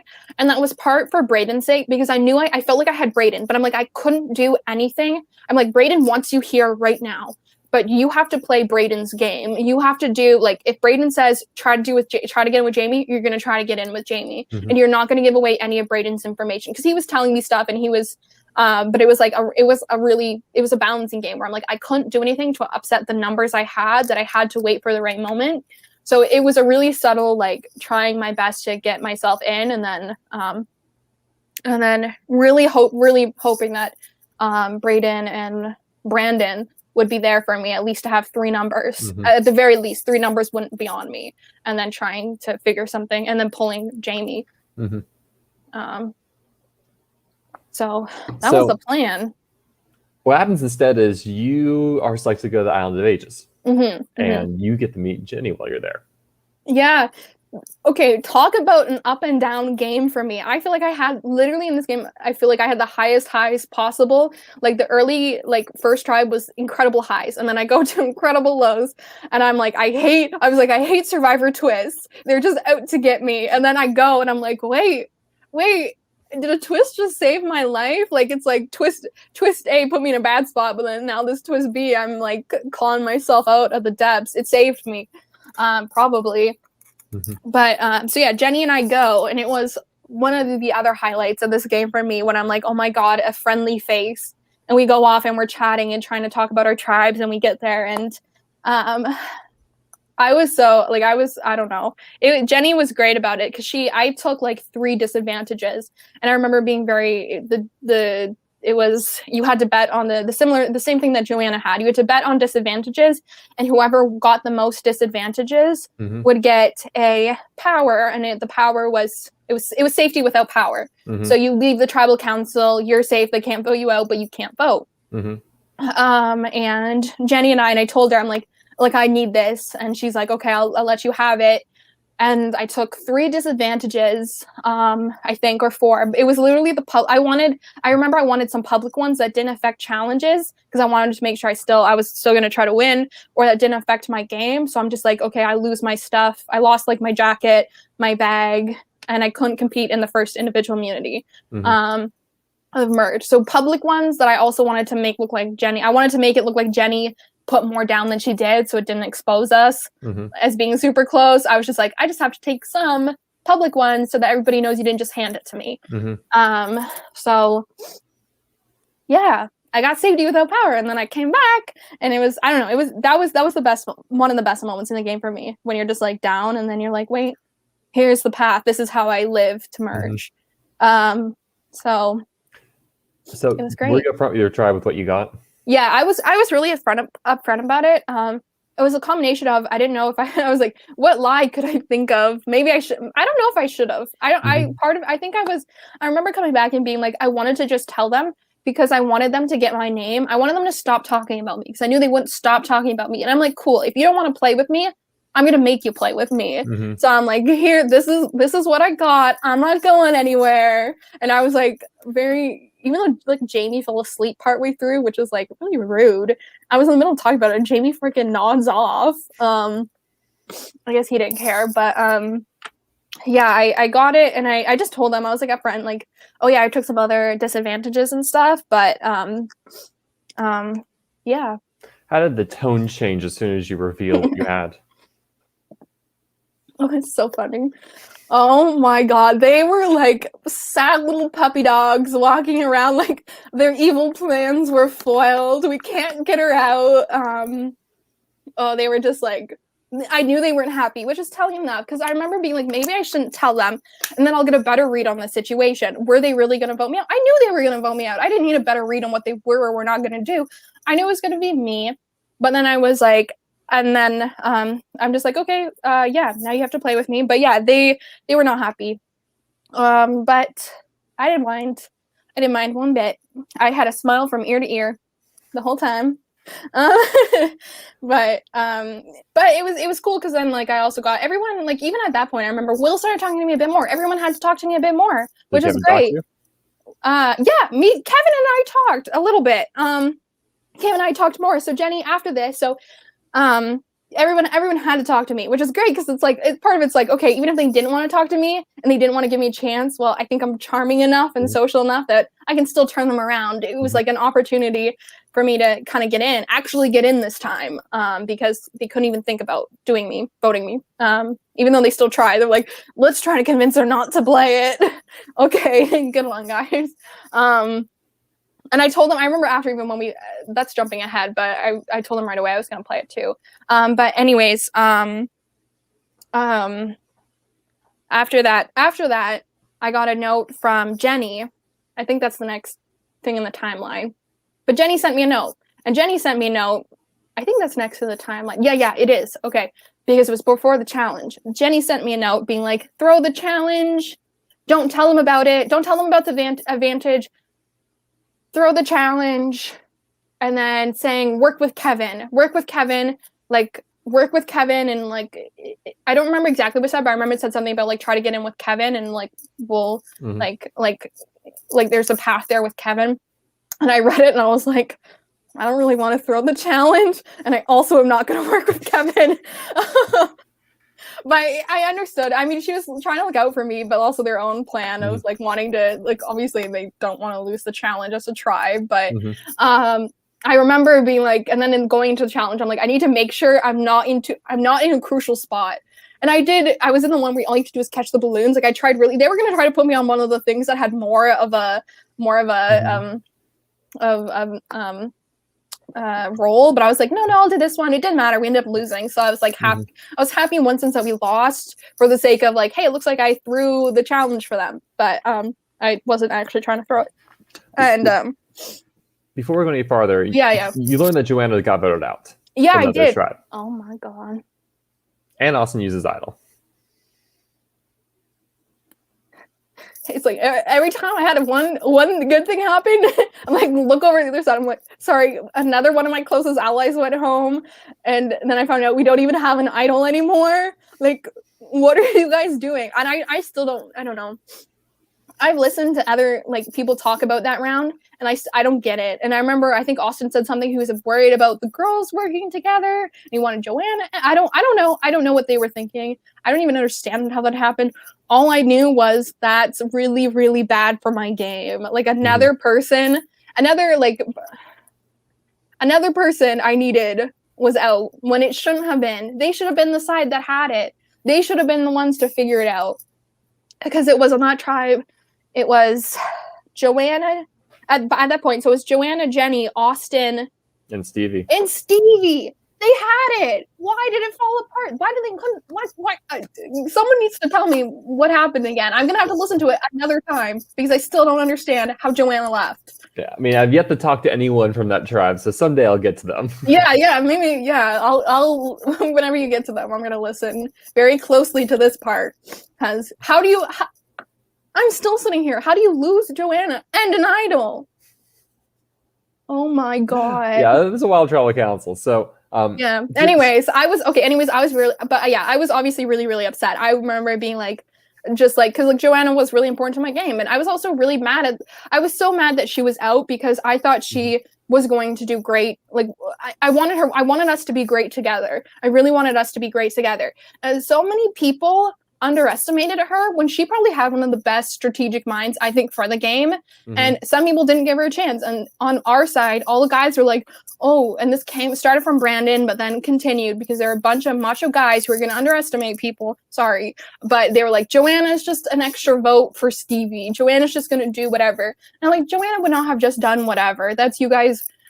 I was so mad that she was out, so she never, so that we couldn't, I just wanted us to, dominate the game together. We never got that because she was out. So I remember being really, really mad that she didn't have that chance in Merge.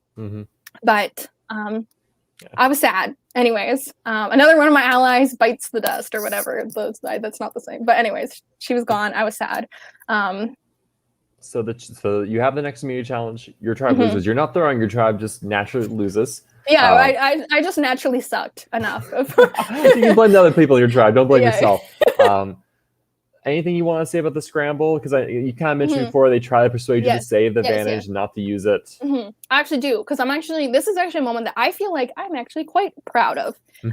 For somebody who, yes, my name was off the table. I wasn't in danger, but I think getting it on Kevin was pretty damn impressive, and I do want to credit myself with that, a lot of it, because I got this note from Jenny, and it could have went two ways, and I did talk to Kevin. I gave him a chance, because I feel like I try to give people chances, but I talked to Kevin, and I was like, okay, let's feel this out. I'll give it a little bit, feel how that conversation goes, and I feel like I kind of hinted at, what do you kind of want to do moving forward, and it just was it was not happening with Kevin and I. The conversation wasn't really bad, but it wasn't good. So I talked to Kevin. We had one chat, and then I was like, okay, Jenny's plan of working with Kevin, that's a no-go. But I now have this information that tribe wants Kevin around. And I was like, that's really valuable information. So that's when I started going ham with, which is also kind of weird. Why your name's, you know, you're not going to get voted out because you're going to play it. Why try so hard to get Kevin out? I knew Kevin didn't want to work with me because he was the person who talked to me the least out of everybody. I was really worried at that point that Brandon's name was going to get written down, and I felt like even Brandon didn't see it. But I'm like, okay, she's gone now, and I was the second person, but you're the third person. Me and Jenny, we're not options anymore. You're still going to get it because they care about themselves more than they care about you. So I remember being like, okay, I need to make sure at least Brandon doesn't. I didn't want Brandon to get voted, and I remember being like, okay, I needed Brandon and Braden to make it to the next stage of the game. And I was like, okay, I have this information about Kevin, and I just ran with it. I went to everyone being like, Kevin's going to work with all the returnees. And once again, another, I think, theme to my game at this point is targeting returnees, unfortunately, for existing. I was like, the returnees, they're all going to work together. There's a big returnee alliance. Kevin's one of them. They're going to use me, and I like you guys so much more. Blah, blah, blah, blah, blah. I ran that to Braden, ran that to Jamie, and then I think I got myself in. Like, I at that point, I was like, they were pretty set on Kevin. Part because, I mean, they could have done Brandon, and kept with each other, but they were convinced enough to do Kevin. So I was impressed that I at least got my target out, despite not having any real power. I didn't have a number to vote, but I had the knowledge of Jenny's information to get that to happen.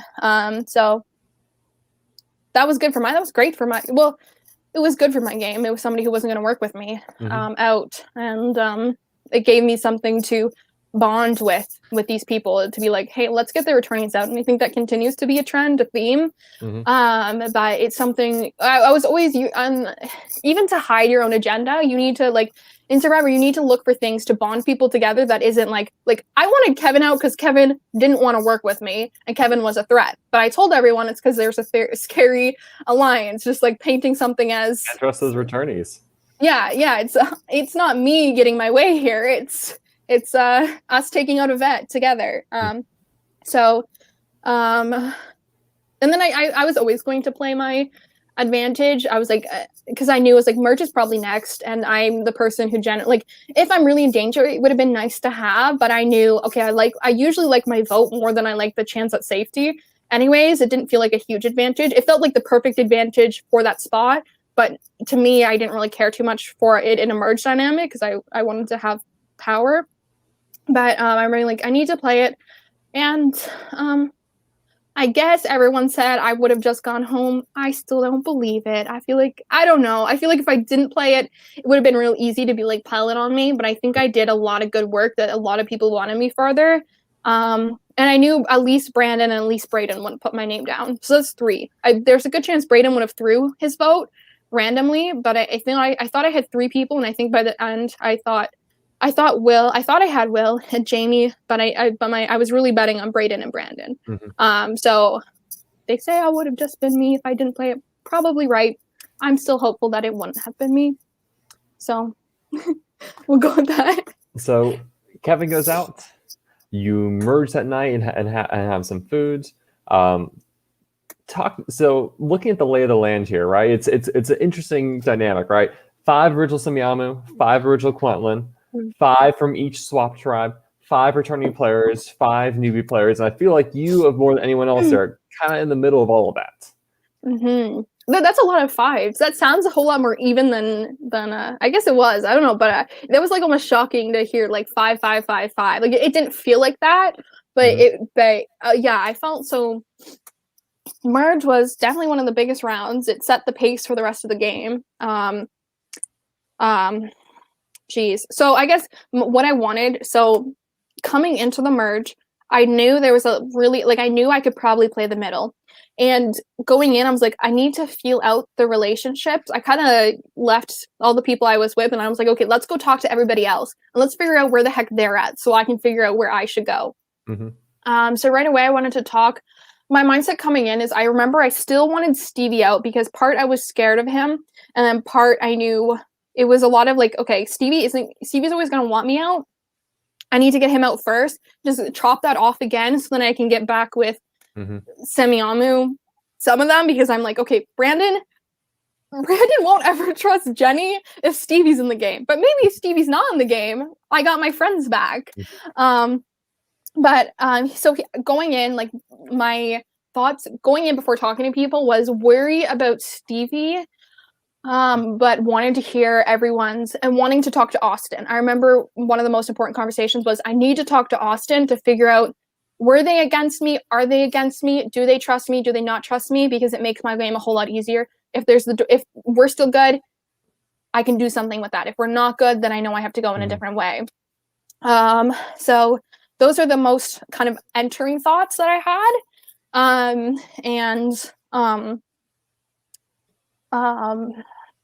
Yeah, Stevie ended up winning that immunity, which I was was like, why? Why does it always happen like that? The person Would you don't want to win immunity wins immunity.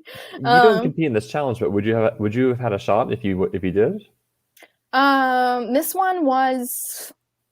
It was a Oh, balance. yes, I would have. It was a balancing one. It was the plate. It was, so wait, you had something on your hand. It was like a plate. Did you have something on that plate?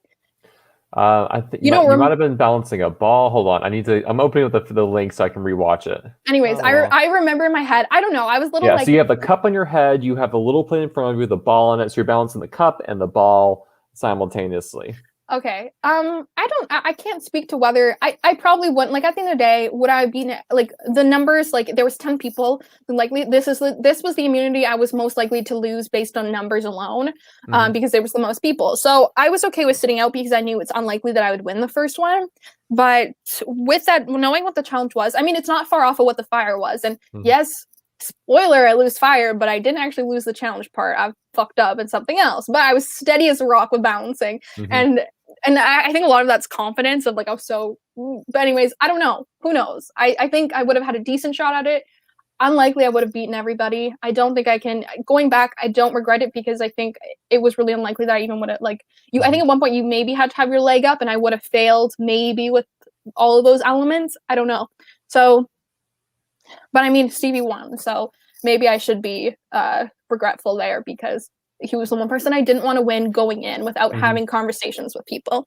So Stevie was kind of your ideal merge boot. Like, get Stevie out, the game clears up for you. Yeah, it was. Yeah, that's right. It was really okay. Stevie's the last kind of like, okay, get rid of that obstacle that was there, and then it's an open playing field, and I can kind of play around. But Stevie still had complications around him, not him as a person, the situation around him. So that was what I wanted to have happen, and it also would have given me time to have needed conversations with other people. But he won immunity, so, which it would have been really easy to. He was probably the person most easy to get the votes on too, because everyone was scared of him. But anyways, he's safe. And this is where it gets complicated. Of okay, well, who do I want to go home? And this was really, it was complicated. So I guess I'll just run over everything. Do you care if I just go for it? Okay. So one of the most important conversations I think I had in this game at that point was my conversation with Austin. And I say that in the way that I was riding so much on this conversation with him. And I remember being like, I need to pull Austin away at some point and we need to have a sit down and chat. And that morning he pulls me away and he's like, let's go talk. And we sit down. And it was one of the worst conversations I've ever had. Oh, no. He sat me down and he tells me, he's like, and I don't know how much, I don't know if I regret what, I don't even know how I feel about this anymore, but he sat me down and he says, basically he doesn't trust me, and he doesn't trust me because of him knowing stuff about me as a person and as a player outside of the game based on online games. And then I knew, and I'm like, okay, the source of that is Taylor or Jamie, because those are two people who know me. So you're scared. And I remember being really, really upset because, and I guess maybe I shouldn't have let my personal feelings, but I don't know, maybe it meant more that he was talking to me, but it didn't even go into a way that was positive. He's just like, it felt like he was sitting me down to tell me, like, I'm like, why are you sitting me down? He sat me down to tell me he didn't trust me. And then I had this whole conversation with him. I'm like, look at the person you met and look at the person, like, how did you feel about me when we were in our starting tribe? Like, don't, and I was trying to be like, trust your gut on our connection. Don't listen to what other people have said about me, because it's so easy to turn people against each other. It's so easy to, like, you've never seen me play before. You don't know if they're lying or not. You don't know anything about me other than the person you met here.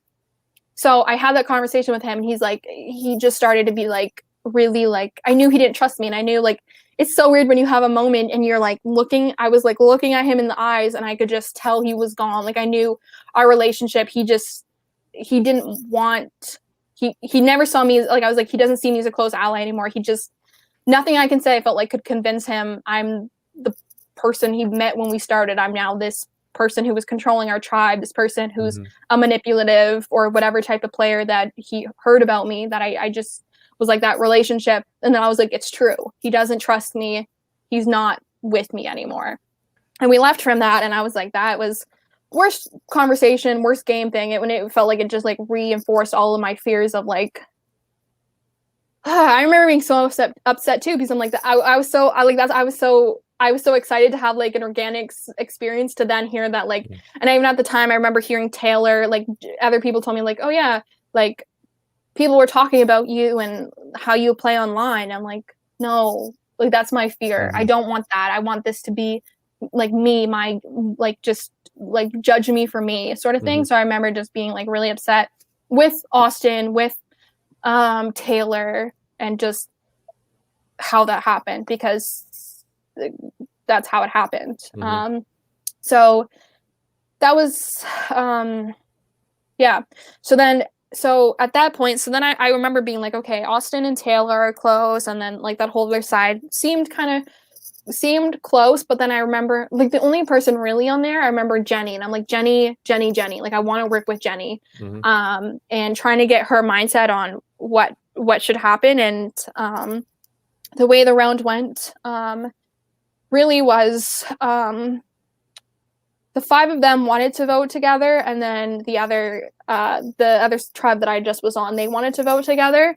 And I was being like, okay, well, which way benefits me the most? And it really didn't help that the other tribe that I wasn't just on, the swap Samiana tribe, they didn't even tell me the right name. They were trying to get me and Braden to flip, and then they were like, they didn't even tell us the plan. They just wanted us to throw their votes so they could get their votes through. Like, you didn't even trust us enough to tell us, like, you want us to flip.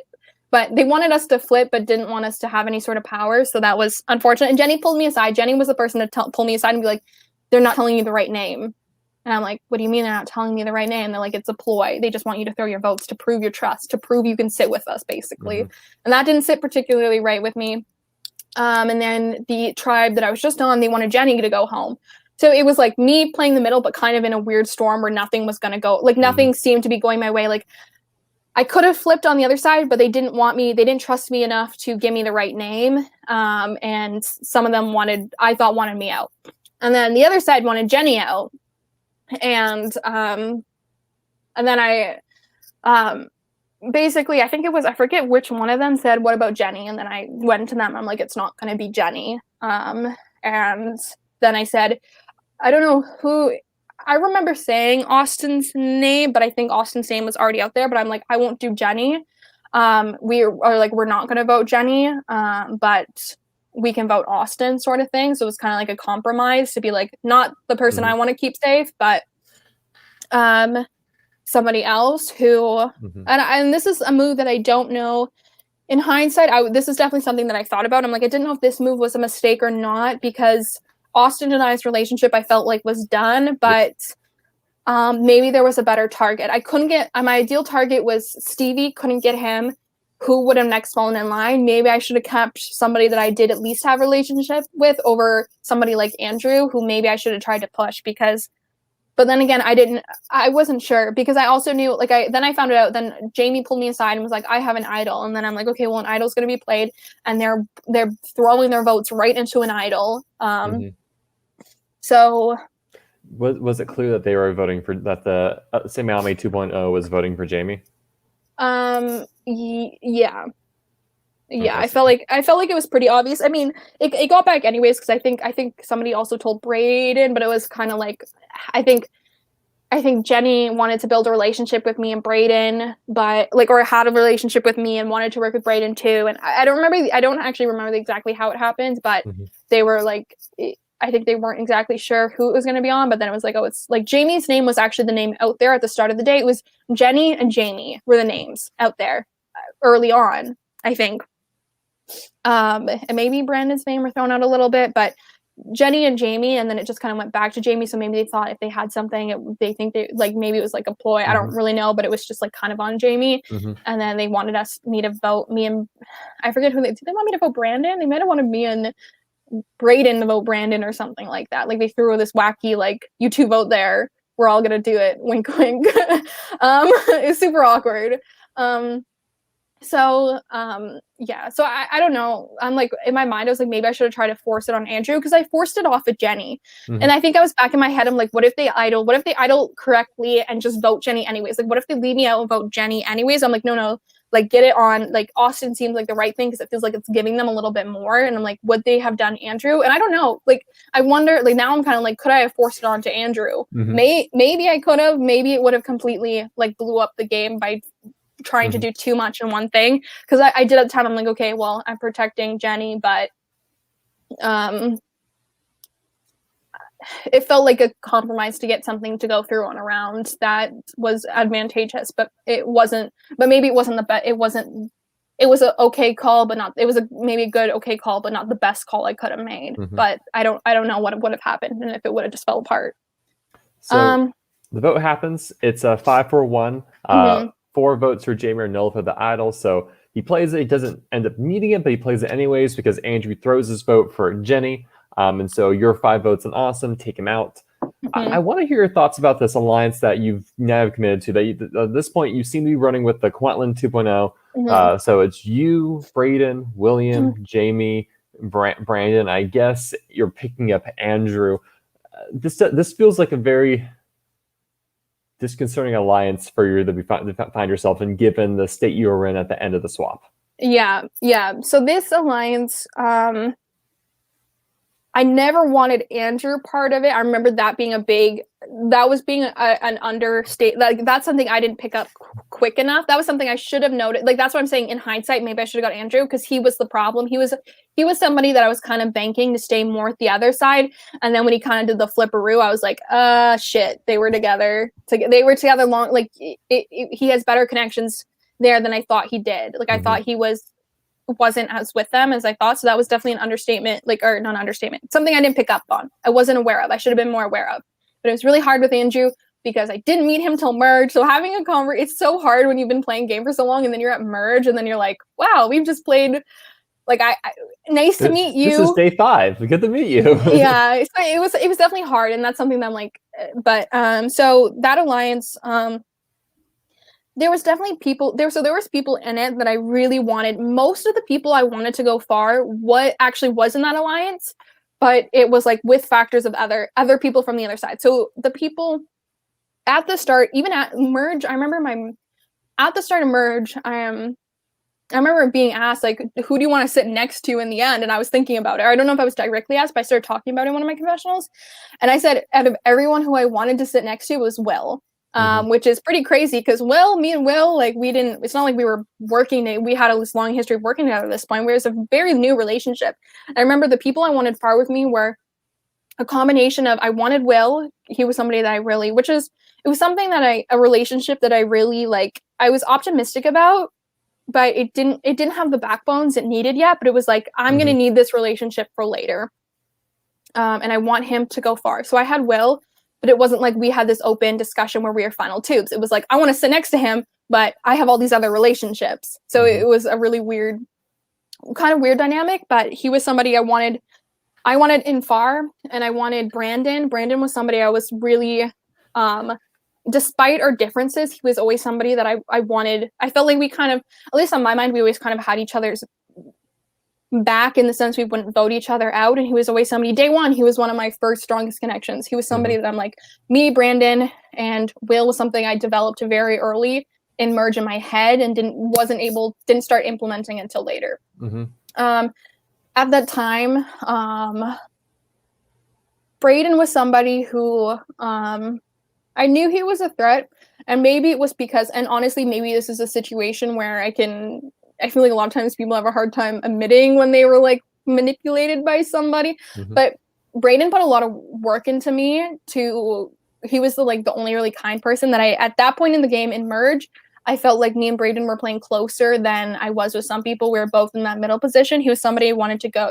At that time, was somebody felt like I had a good relationship. So I felt like the best relationships were with some of the people in that alliance. Not all of them, because I knew just because I had good relationships doesn't mean this sets me up to be in the best spot. And I knew that really early. And I remember I wanted Stevie out, and then I wanted to flip, which I thought the numbers, and this kind of gets to, I thought people weren't as tight as they were, and I thought there was going to be more movable numbers. I didn't realize Andrew was one of the big ones. I didn't realize Andrew was going to be so much jump ship the way he did on that tribe. I really underestimated his like ability to kind of he flipped. But not really because they were on a starting tribe. He just had a lot of connections too, and he chose that side. And then I was like, oh shoot, I thought he was going to be over on the other side. Yeah. And then, but I remember I was like, okay, I want Stevie out. And then once Stevie's out, a combination of I wanted me, Brandon, and I was thinking Braden. I'm like, maybe I could split. Maybe I wanted to flip. I just needed the numbers to do it. But I felt like Stevie was a hiccup. Stevie was still a hiccup. Because Brandon wasn't going to do anything with Stevie either. So I'm like, okay, well, nothing's going to happen with this block here. So that's why I wanted Stevie next. Maybe I should have, I don't know. But I remember, okay, get rid of that block and then I can do something. Similar to the merge round before similar to the merge, the side before that. Then I'm like, okay, now I thought I had the numbers, and I think maybe it was a miscalculation of numbers at that point. But I wanted to flip on that alliance, and I really thought it was gonna I did think it was gonna be easier than it was, because I remember people starting to build up. Like I thought Jamie was gonna be a really easy target because he had that big idle play, and he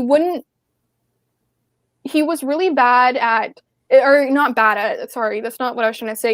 It was just like very obvious that Jamie was a big presence in the game, and like he didn't make it, like he didn't hide it. He was just like, I'm doing all this stuff, I'm crazy. And I'm like, Jamie, you're crazy, you're wild, you're doing everything. And it was good because I'm like, he's building himself up as a threat. Things are going to start breaking down.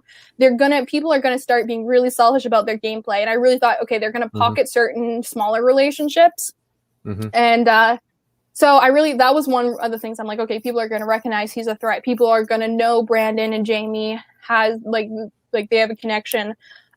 Taylor's a threat. I kind of thought it was going to get a lot more messy than it got. But anyways, I wanted Stevie out that round, which it was more to be like, okay, get rid of one more and then flip. And I remember being that at merge too. When I decided on the side, I remember being like, okay, because the side just got power, it's going to be I remember being like, okay, this side just got power, stick with it one more round, because it was going to be, I thought it'd be too chaotic or I'd get too much heat if I tried to do something the next round. I'm like, okay, one side has power, stick with it for one round and then see what you can do. So yeah. That was kind of my mindset, but it definitely wasn't like, my mindset wasn't like, hey, stick with these sides. Like, this is a great alliance. It's going to make me win the game. I was very much like trying to figure out when was the right time to make a move on them. And who did I need to make that move? Just some other small things about this round. Will goes to the Island of Aegis, comes back, and anything from what he said there notable to you? I don't even remember. Yeah.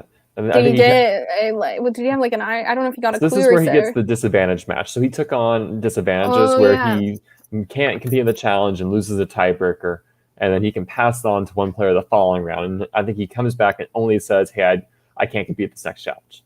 Yeah, I remember. I don't remember what my thoughts were on that. I guess they weren't particularly important if I don't remember. Maybe.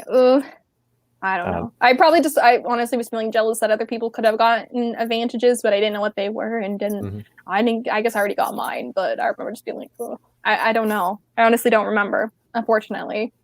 At the challenge, it's the Flame War where you have the candles that you're trying to douse other people's candles to stay in the game, and Andrew wins that challenge. Any thoughts on that? I was just kind of remember being happy that Stevie didn't win just because I was going for him, and I threw my water at him, and then he threw his water, and I was so bad at it. So I was like, it's obvious. Like, you know, I was like, once you throw your water at somebody, then you're like, but I was like, yeah, they know. So, yeah, not really. I was just like, oh, I don't know.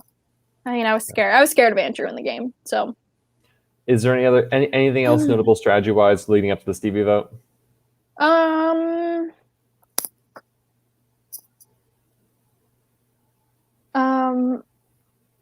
I do remember. I'm trying to think. I remember like not leading up to it. I remember I honestly Stevie's vote is the one that I actually have the hardest time remembering a lot of things about. I remember being like, okay, if Stevie pulls me aside, we'll have a talk and maybe we'll see how it goes. But I remember we had a thing right before we talked right before tribal council, and by the time I remember me and Stevie pulled me aside to talk, and I felt like it just re-cemented that I was happy with that decision, because I remember Stevie and I talked, and then Stevie went and talked about what I said to like his alliance, and then Jenny pulled me aside, or someone's like, "What did you say about like other Taylor?" And I'm like, "Oh, Stevie just said immediately, like talked about our conversation, like this bullshit conversation he went and talked about," which like not like it's like of course you're gonna do that, but then it came back to me, and I'm like, okay, he was just doing a save face, which I really felt like Steve and I had 2 conversations, and it was like a saving face, like maybe, but it wasn't I don't think on either side. I don't know if it was maybe it was on Stevie's, but we just really didn't talk that much. So it was just, I'm trying to think. Stevie ends up going out 6-3. You get your way. Andrew is apparently integrated in the majority alliance at this point. The next challenge begins with Andrew and Taylor go to the Island of Ages, and they come back, and what do they tell you? Yeah, they end up getting 1,000 BC bucks. So right. That was it. Oh yeah, that's when they got the money. Yeah. And Taylor gets the disadvantage played on her. Oh yeah, I actually didn't know. I was like, who put a disadvantage on? I actually didn't know that. So honestly, I didn't know anything about Taylor getting a disadvantage. I was just like, oh damn. Somebody has it out for Taylor. Like I wish I had more in-depth thought about that, but I didn't. I was just like, somebody has it out, which yeah, because I imagine going up this round, your tribe is probably looking at Taylor or Jenny. They were looking at from my understanding, they were looking at Taylor, but obviously they didn't tell me Jenny. They were I think at that point they were like, maybe let's not tell Jess. But I remember being like, and Taylor was somebody I was like, yeah, Taylor and I didn't have a positive relationship at that point. We only really we didn't talk until merge, and the only thing I ever heard about was her talking about my org experience, but then we talked a little bit, but it was nothing.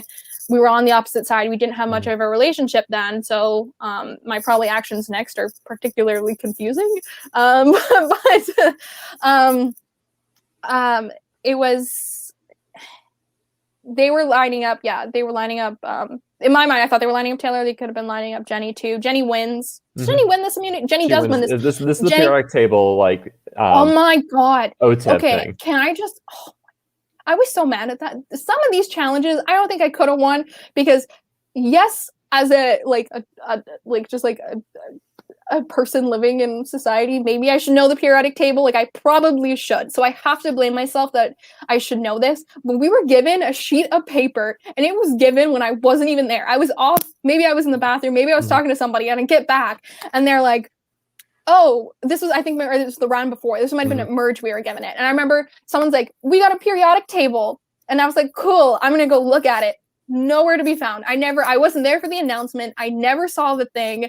Somebody took it. I don't even know who took it. Maybe somebody told me. I thought Will or Jamie talked about taking it. I remember they talked about having it. I can't remember which one did, but I definitely talked to them about having the periodic table elements so no one else could see it. Okay, I'm unfriending whoever has it when I find this out. I'm kidding. But I was so mad. I was like fuming. I'm like, who? And I went on my little tyrant of going around like, do you know who stole the periodic table? Like, where is it? Is this somewhere? Do you know? Like, I won't be mad. Like, where? I wanted to find it. There we go. Will to the rescue. Brandon took it and put it in his bag. Why? So one unfriend to Brandon. Thank you, Will. Why Brandon? Why does? Oh my god! I do.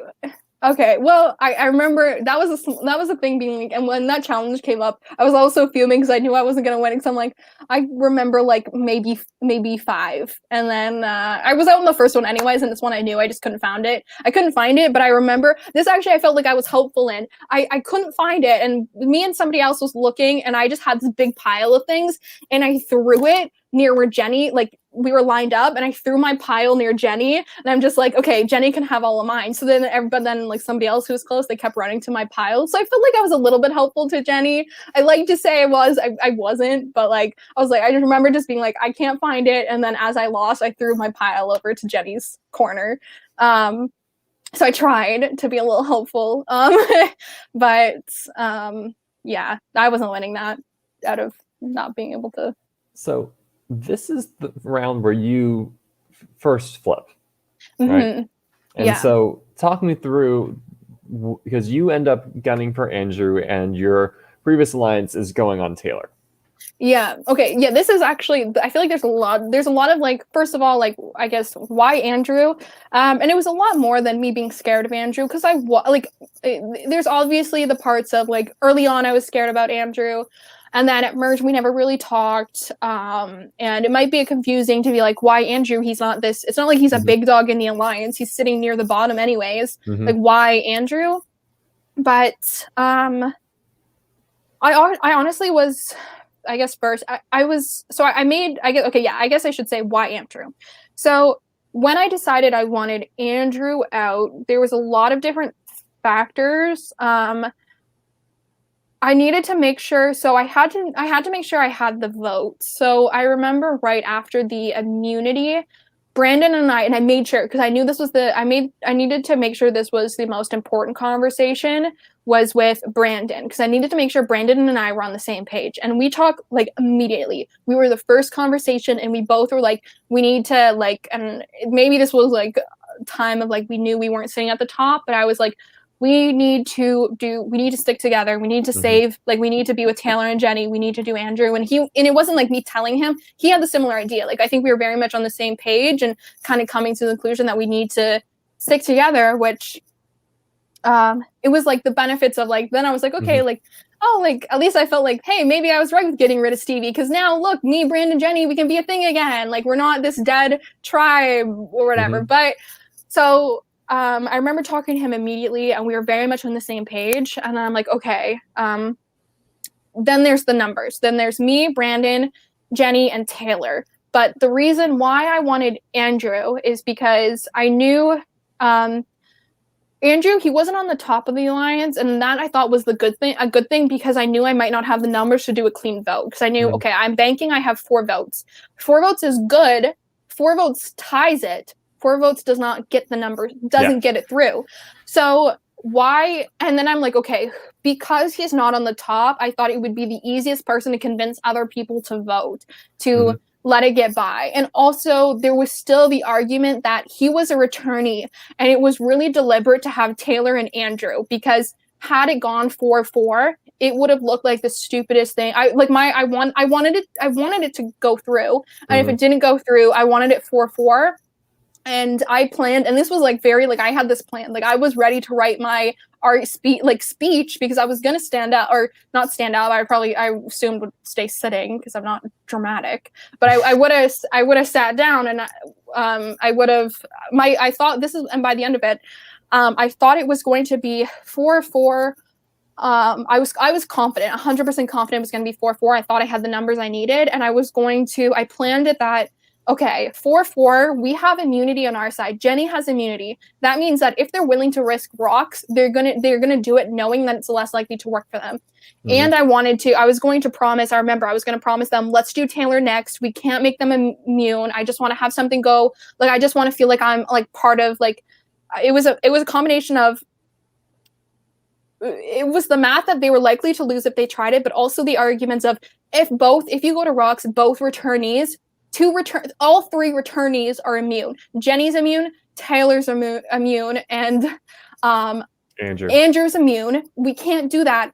Andrew, why don't we do Andrew? Like, let's just get this through. I promise you I'll do Taylor next. And I would have said anything. Like, I can't, like, I was prepared to make that promise, be like, I promise on anything, like, whatever, I was going to do Taylor next, just to get it to go through, because I felt like I needed this round to go through. So I had this whole plan of everything I was going to say to them, everything that I felt like I had, and I don't know if they would have said they would have gone to rocks, but I felt like I had a really great arguments to say, and really big promises that would have made me look bad if I didn't go through with it, that it would have worked, that they would have flipped.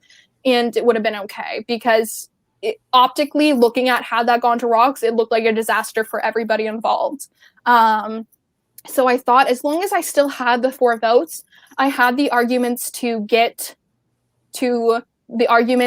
make it not go to rocks. And even if it did go to the rocks, hey, look, the math is on my side. It's probably going to work out. So I thought it was likely to work. And it obviously didn't. But I remember why 8 was probably a weird. I thought I had more sway. Like, I really thought I could have pulled. Then this was the time where I thought, okay, Brandon and Braden, this is my move. I'm going to be able to pull them. I wasn't able to pull Braden, and this is where our relationship was done. And I remember putting my all into being like, we have to do this move. We have to do this move. And he really stuck to his side, which wasn't me. And it's definitely Taylor.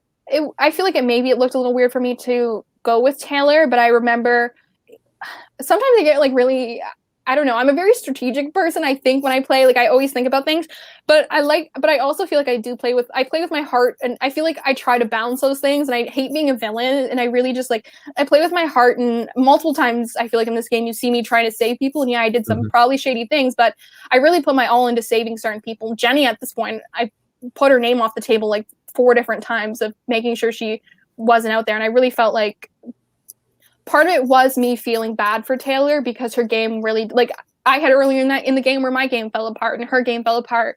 So I don't want to say it was just strategic. It started off probably more playing from the heart than it did strategy. And then after that, it fell through to, I need to make this move. But I remember, as it happened, I also knew I also really felt like Braden wasn't going to flip. I was really hoping he would, and we were putting our all into that relationship. But I remember feeling like he wasn't going to, and part of that came from when I was going around talking to the guys who were like, we need to do Taylor. She's off crying. And it sounded like they were like, and I understand everybody wanted to be there, and I didn't want to take away from anything. Like, this game meant a lot to everybody. But the way they went about it was like, this game means just as much to us, and we're not like, there was a little bit of like, she's using emotion to manipulate us guys, which is so like, it rubbed me the wrong way, because I was like, okay, like, I was in my mind, I was like, did you say the same thing when I was crying and down in the dumps all way back in our swap tribe? Like, you have emotions too, but you kind of get like all poor sympathy. I don't know. It villainized Taylor in a way to be like, Taylor's doing anything to survive, which she was.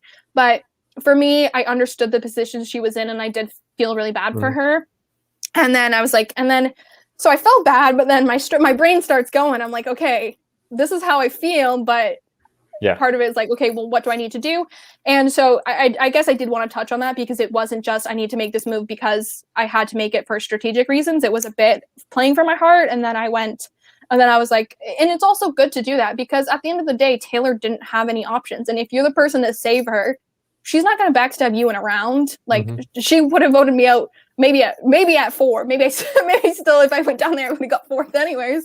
But I remember being like, okay, she's desperate. Desperate people are great. I'm going to save her, and then she's going to want to work with me.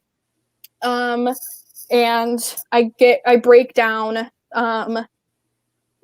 this thing going on with the guys, and had it worked, even more now, that's why I felt like this is the biggest like just worst thing to have happened, that this didn't work, because had it worked, I felt like I controlled, like I just felt like I had so much power, because the other side still would have needed me. Like, the guys still would have needed me. I still had all these relationships that were needed, and that's why I did it, because I still would have worked with I still would eventually have turned back against Taylor. I wouldn't have taken her significantly farther. I wouldn't have voted her out next, but I would have taken her a bit further.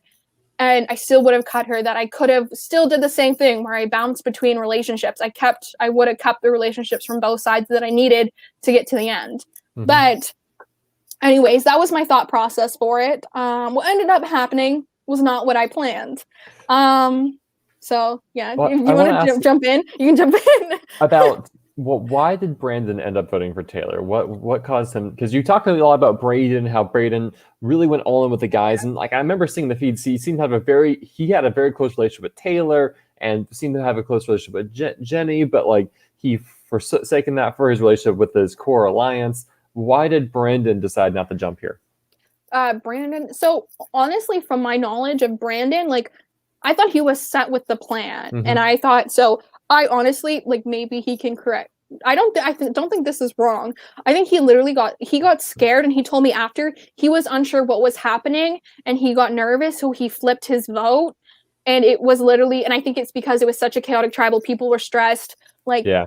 I remember a lot Braden's of like people are at Braden talking to him in his I know ear. you had like 4 people rubbing his back, and he's like huffing and puffing. And I remember Brandon like from what he told me, it happened at tribal. He changed his vote because he was scared it wasn't going to go through, and he didn't want. I honestly feel like he got confused, I guess. And this was like I'm like, do I don't even know if I can regret this round because I'm like, how was the plan was set? He wanted it, and in hindsight, he's like, I wanted this, but I got scared, so it didn't go through. But I'm like, maybe I should have. We sat down at the start of tribal, and I should have sat him down right before tribal, like before actually after the challenge. I sat him down, but I should have sat him down again before to reconfirm, be like, no matter. But I remember going over it. I remember being like, okay, there's a chance. I was like, there's a chance it's going to be 4-4. I'm going to say something. I need you to back me up. And I told them, like, I'm going to convince them to not go to rocks. You need to back me up. And then we have the power, because me and Brandon working together to flip Jamie, and it should have worked. So he got confused. He got scared. It was the problem of tying was concerning. That's what I think. And then maybe he already had comfort in other people that it was okay. My knowledge of it was that he just got scared at tribal. And I remember whispering at tribal. I remember right before we were cut off, I'm like, we can't let them do rocks. And then I think after he's like, I didn't know what you meant by that. And I was kind of elaborate, be like, we have to say something. Like I was trying to reconfirm with him at tribal, we need to say something to them. And then because I was so sad, it's the worst part when you're so confident you have at least 4 votes, and then it comes out, I'm like, oh, who the hell flipped? Like, why? And then after I yelled at him, and I'm like, what? And he's like, I got confused, like I got scared. He was set on it though. He was set, and I don't know. That was the worst. That was probably my biggest loss in a round, because I had the biggest grab at power, and then I saw it like go away because somebody flipped their vote. So Taylor goes home 5-3. That wraps up day 5. Looking into day 6 and beyond, what did you think? Where did you see yourself, and what did you think you had to do to get to the end? So at this point, my plan to flip failed, and then I was really like, okay, you're playing from the bottom now. And I remember like going through the motions of being like, damn, maybe I shouldn't have done that, knowing it would fail. Like, obviously don't do it. But it really didn't matter. And I knew it didn't matter what I did, because I knew, like, at the end of the day, also I knew Jenny was always a target over me. And that was something that I knew at all points, like, for whatever reason, people were really against Jenny. And the longer I protected Jenny, it was almost like it was a shield. Jenny was always going to go before I was going to go, because they were scared of Jenny.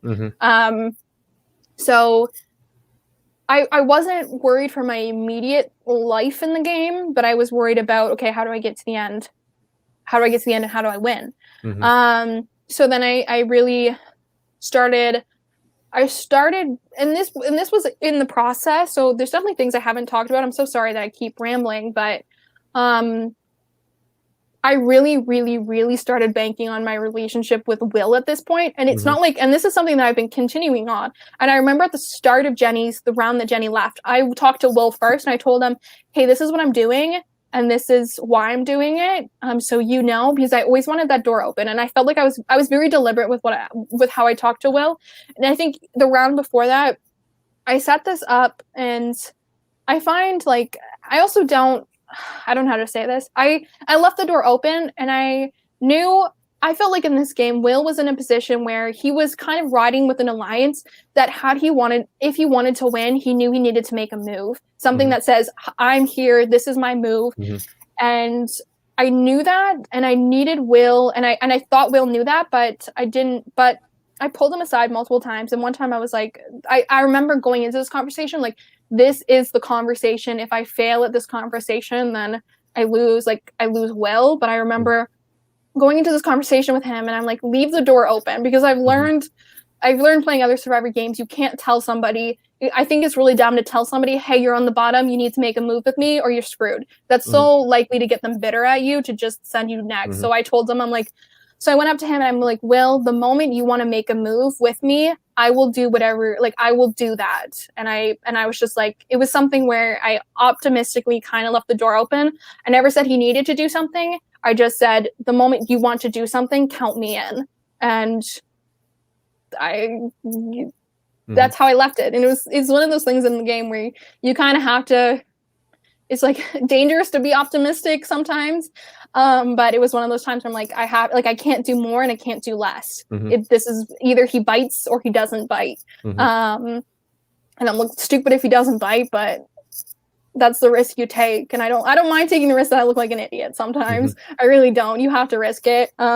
But so that's something that and we always had conversations. So I did want to highlight that because I do think he's an important part of my game.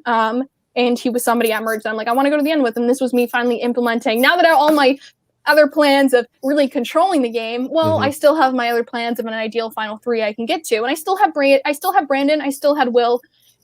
It didn't look good for me in terms of being a mastermind of the game, but it was looking okay for me to get farther into the game in a decent position. So my plan was, I felt like Jenny was dead in the water at this point. It was the risk of the plan didn't work. Jenny's dead. Had Jenny won, my name could have easily been on the table. That would probably have been a dangerous round for me just because they wanted to make sure she would go. But Jenny, that round, I stuck with her, and I stuck with her out of honestly just loyalty. And at that time, I remember when Braden didn't flip, I was like, I'm done with him.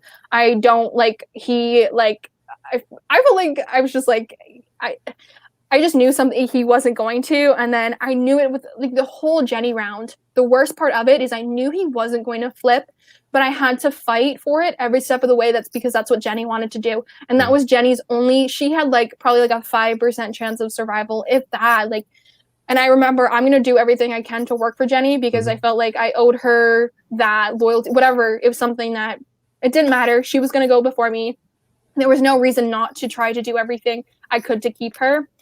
And her only path would be hoping like she was able to have this loyalty with Braden or something, because the other guys, I would have probably ideally liked to try to like do Braden at that point. But I was like, Jenny, this is Jenny's, how do I save Jenny? Jenny was buddy with Braden. So then I went to work that night. I stayed up most of the night. Me and Andrew had hour-long conversations for the first time in the game. And I'm like, okay, let's do this. Let's, and it was so painfully obvious. Jenny and I think it was that night, Jenny and I went to go lay under the stars, and she was talking to Braden all night. I was talking to Andrew like all night, and she's like, let's go hang out under the stars. So we pull us 4, me, Andrew, Braden, Jenny, to go sit under the stars, and we were like called like the star. It was like an alliance we made. It was like Stargazers or something like that. So, and I knew it was just so. I put in the work. I knew it probably wouldn't work, but I was like, I can't not do everything I can. So it was like a really sad day of like, I knew it wouldn't work probably, but I have to play like it's gonna be, it's working. So I did that, and it just didn't work. It honestly Brandon votes with you.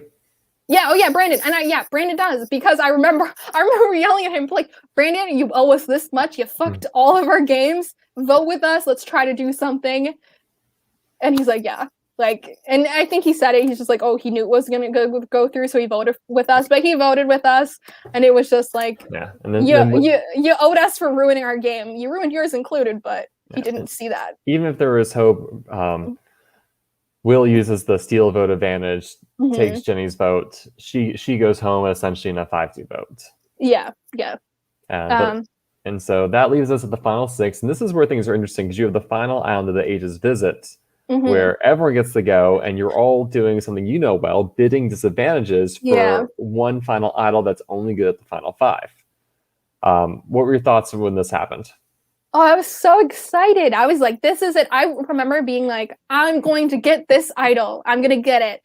And I really thought other people wouldn't bid particularly high because they had the comfort of numbers and a little bit of like, they wouldn't want to risk their position, but I didn't mind risking my position. So I remember being really excited for it. And I remember Brandon won it with 21 points or 20 or 21, and I was second, I think, with 18 and or something like that, and I think Will he was close to that, and then somebody had 15, Braden had 15, and then somebody had like whatever. But I remember being like, and I thought I got it. I could have swore another thing where I'm wrong, where I'm like, I got it because I was trying to be as strategic as I could with it. So I wanted to make sure, and I don't know if I actually did it correctly, but I remember bidding on all the ones that I bid on every single thing that I could bid on that wouldn't reveal that it was a public idol. So I didn't bid on sitting out of a challenge. So there's a lot of things I couldn't bid on. So I think I bid on the max amount I could have bid on without revealing that I had the idol because I didn't want anyone to know it. So then I was like, okay, I might have messed, I don't know, but I remember that being my strategy to be like bid on everything that wouldn't make it obvious that I had it, because I felt like it would have been really bad if I had it. Like, it's just like, it's not worth having it if it's public. So then I remember being like, okay, I bid on everything I could possibly bid on. I'm going to get it. And then Jamie came back and he stripped, and I was like, oh shit, they're gonna make a strip. So then I was like thinking, like, where do I hide this? I'm like, can I shove it in my bra? Can I like put it in my, like, where am I gonna hide this so I can strip in front of these guys so they don't see that I have it? And I was like the whole time we were sitting there, I was thinking about like, how do I do this? That's how confident I was that I was getting this thing. But I'm sitting there, how do I strategically strip in front of these guys to hide this idol? And then I get there, they're like, you don't have it. And I was so like, I'm like, how do I not have it? Like, who needed it more than me? Or Brandon came back, or it was in between that. Actually, I remember just being really upset when I found out. But Brandon might have came back before me. I don't know. I think I knew I didn't get it by that point. But I remember just being like, visibly being like, how do I not have this? And found out Brandon has it, and another moment where I'm like, Brandon, why did you get this? Which I get it. He wanted it. Like people wanted it, but I was like, why? And then he I don't know. It wasn't worth it. I knew it, and even then, I knew it was a good thing to have, but it wasn't worth being so public and not being able to participate in the rest of the game.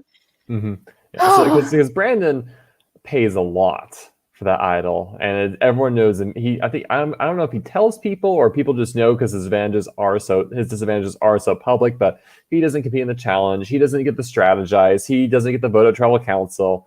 He takes on a lot of disadvantages for it. So that wraps up. Everyone knows Brandon has it. The challenge happens. It's a story challenge, and Braden gets his second win. What's the strategy going on back at camp? How does this lead to a Brandon vote? So originally, I remembered this vote. I wanted Braden to go. Braden won immunity. There was talks of we could do a split plan. We could do something. Maybe they were just bullshitting me, but I remember being like, okay, I want Braden gone now. And I wanted to put Will in. I wanted Brandon, Will, and then Jamie. And I remember even after when Jenny left, I remember being pulled into something with me, Jamie, Brandon, and Will. And I'm like, okay, I can do something with this because Andrew and Braden at this point were looking so tight and kind of chummy that I'm like, these are two dudes you kind of want to watch out for. Yeah. So I remember being like, Braden has to go. Braden wins immunity, so Braden's off the table. And then it gets a little interesting. And I remember not being sure exactly what I wanted to do immediately going like in camp. And I remember I'm like, okay, I need to talk to people. First, I want to see, like, make sure my name's not out there. My name wasn't out there. And I was a little like, okay, cool. Okay, okay, now what can I do that my name's not out there? And I remember the conversation that made me make a decision was when I was talking to Jamie. And Jamie and I are talking, and then I said, maybe it's time to do Andrew, right? And then he goes, we can't do Andrew. We can't do Andrew because we need Andrew here in the challenges to beat Braden.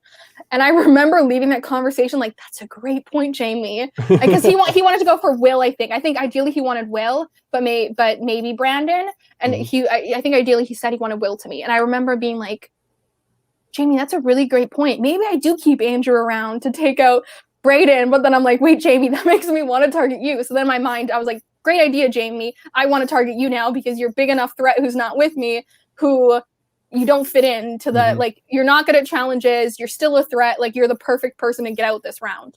And plus, you voted for him last round anyway, so. Yeah, and I voted for him last round. Didn't matter. Didn't matter what I did. I was like, cool, Jamie, great idea. Perfect. So I ran with that, and then I'm like, okay, time to get Jamie out. And you couldn't even do Andrew anyways, because this was the round that, was this the round? Yeah, this was the Braden had an idol that he played for Andrew. So Braden's idol, the original Kwanzaa idol, expired this round, so he ended up playing for Andrew. Yeah, and I remember Will told me about that, so I knew Will told me about that, so I knew, okay, Andrew's name's off the table anyways. That was after the conversation with Jamie anyways. So, okay, Braden's not going home, Andrew's not going home. I don't want it to be me, so the only names, and I was really banking on, this point is where I'm like 100% Will, me, ride or die. And it was final 6 anyways. And the optics, it looked smart for me and Will to work together, because at this point it looked like, okay, you have Jamie and Brandon, duo, friends in real life. And then now you have Braden and Andrew, who are really close, who have been working tightly these last rounds. You see them walking together. It's very obvious. And then you have me and Will, which it makes sense for me and Will to link up just based on numbers, but also that I wanted to link up with Will this whole game.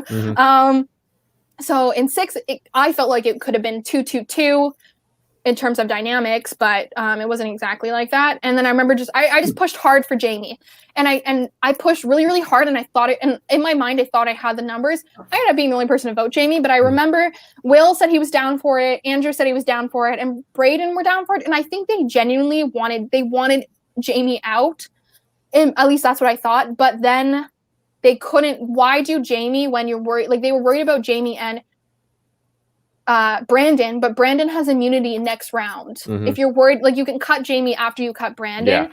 So it made sense for them just to flip and do Brandon. And maybe if Brandon didn't have that publicly, I think I would have been so much easier to get on Jamie.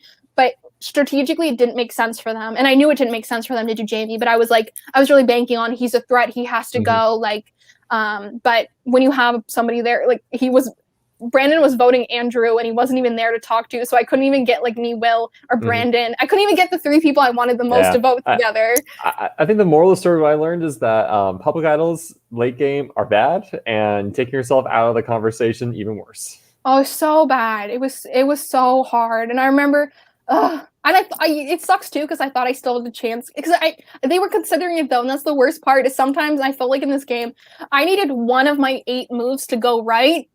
Because it was like a 1-round problem. Like, I went out at 4. Like, I needed something to get me a little bit of control, just a little bit. It's really all I needed, because I think I did an amazing job this game positioning myself really within people. It was just, I needed something to go right. And this round, I really thought I had it with Jamie. I was like, it's gonna go. And then I was like, but Brandon's not even here, and he's voting wrong, and everyone knows he's immune next round. It was too hard to fight against. Like, there was no. It was hard to even come up with the arguments other than scaring people into Jamie being such a big threat, and it failed. So, and just like that, everyone who was on the wrong side of 8 went home except for me. Well, you should have done it. You make it to the final 5. You get to be the last Semiano standing. Congratulations. Thanks. It's you and 4 Quantland guys. This ends up being the first round. Well, first, Braden wins immunity. I get a vote through this round. Yeah, and this is your first time you actually catch votes the entire game. You haven't caught a vote until the final 5. It ends up being a 3-2 vote between you and Andrew. And what I find fascinating about this is, like, you've aimed for Jamie several times this game. The reason, you want to know why I didn't go for Jamie this time? Is that the curiosity? Well, I guess for me, it was like, you and Jamie worked together and pull it off this round. Yeah. So the reason why, this is actually really interesting this round, because you might think, like, okay, so we look at my logic. Part of the logic of last round was Jamie said something very compelling, that we needed Andrew around to get rid of Braden, because at this point I was dead set. Every round that Braden wasn't immune, I was like, I'm gonna get him. Whatever, didn't happen, but. So then if that was my logic that round, why does it change this round? And I guess that kind of speaks to how Survivor is such a numbers game. But I remember being like, it was part desperation of part of just like, I just need him, like, it's not going to matter sort of thing.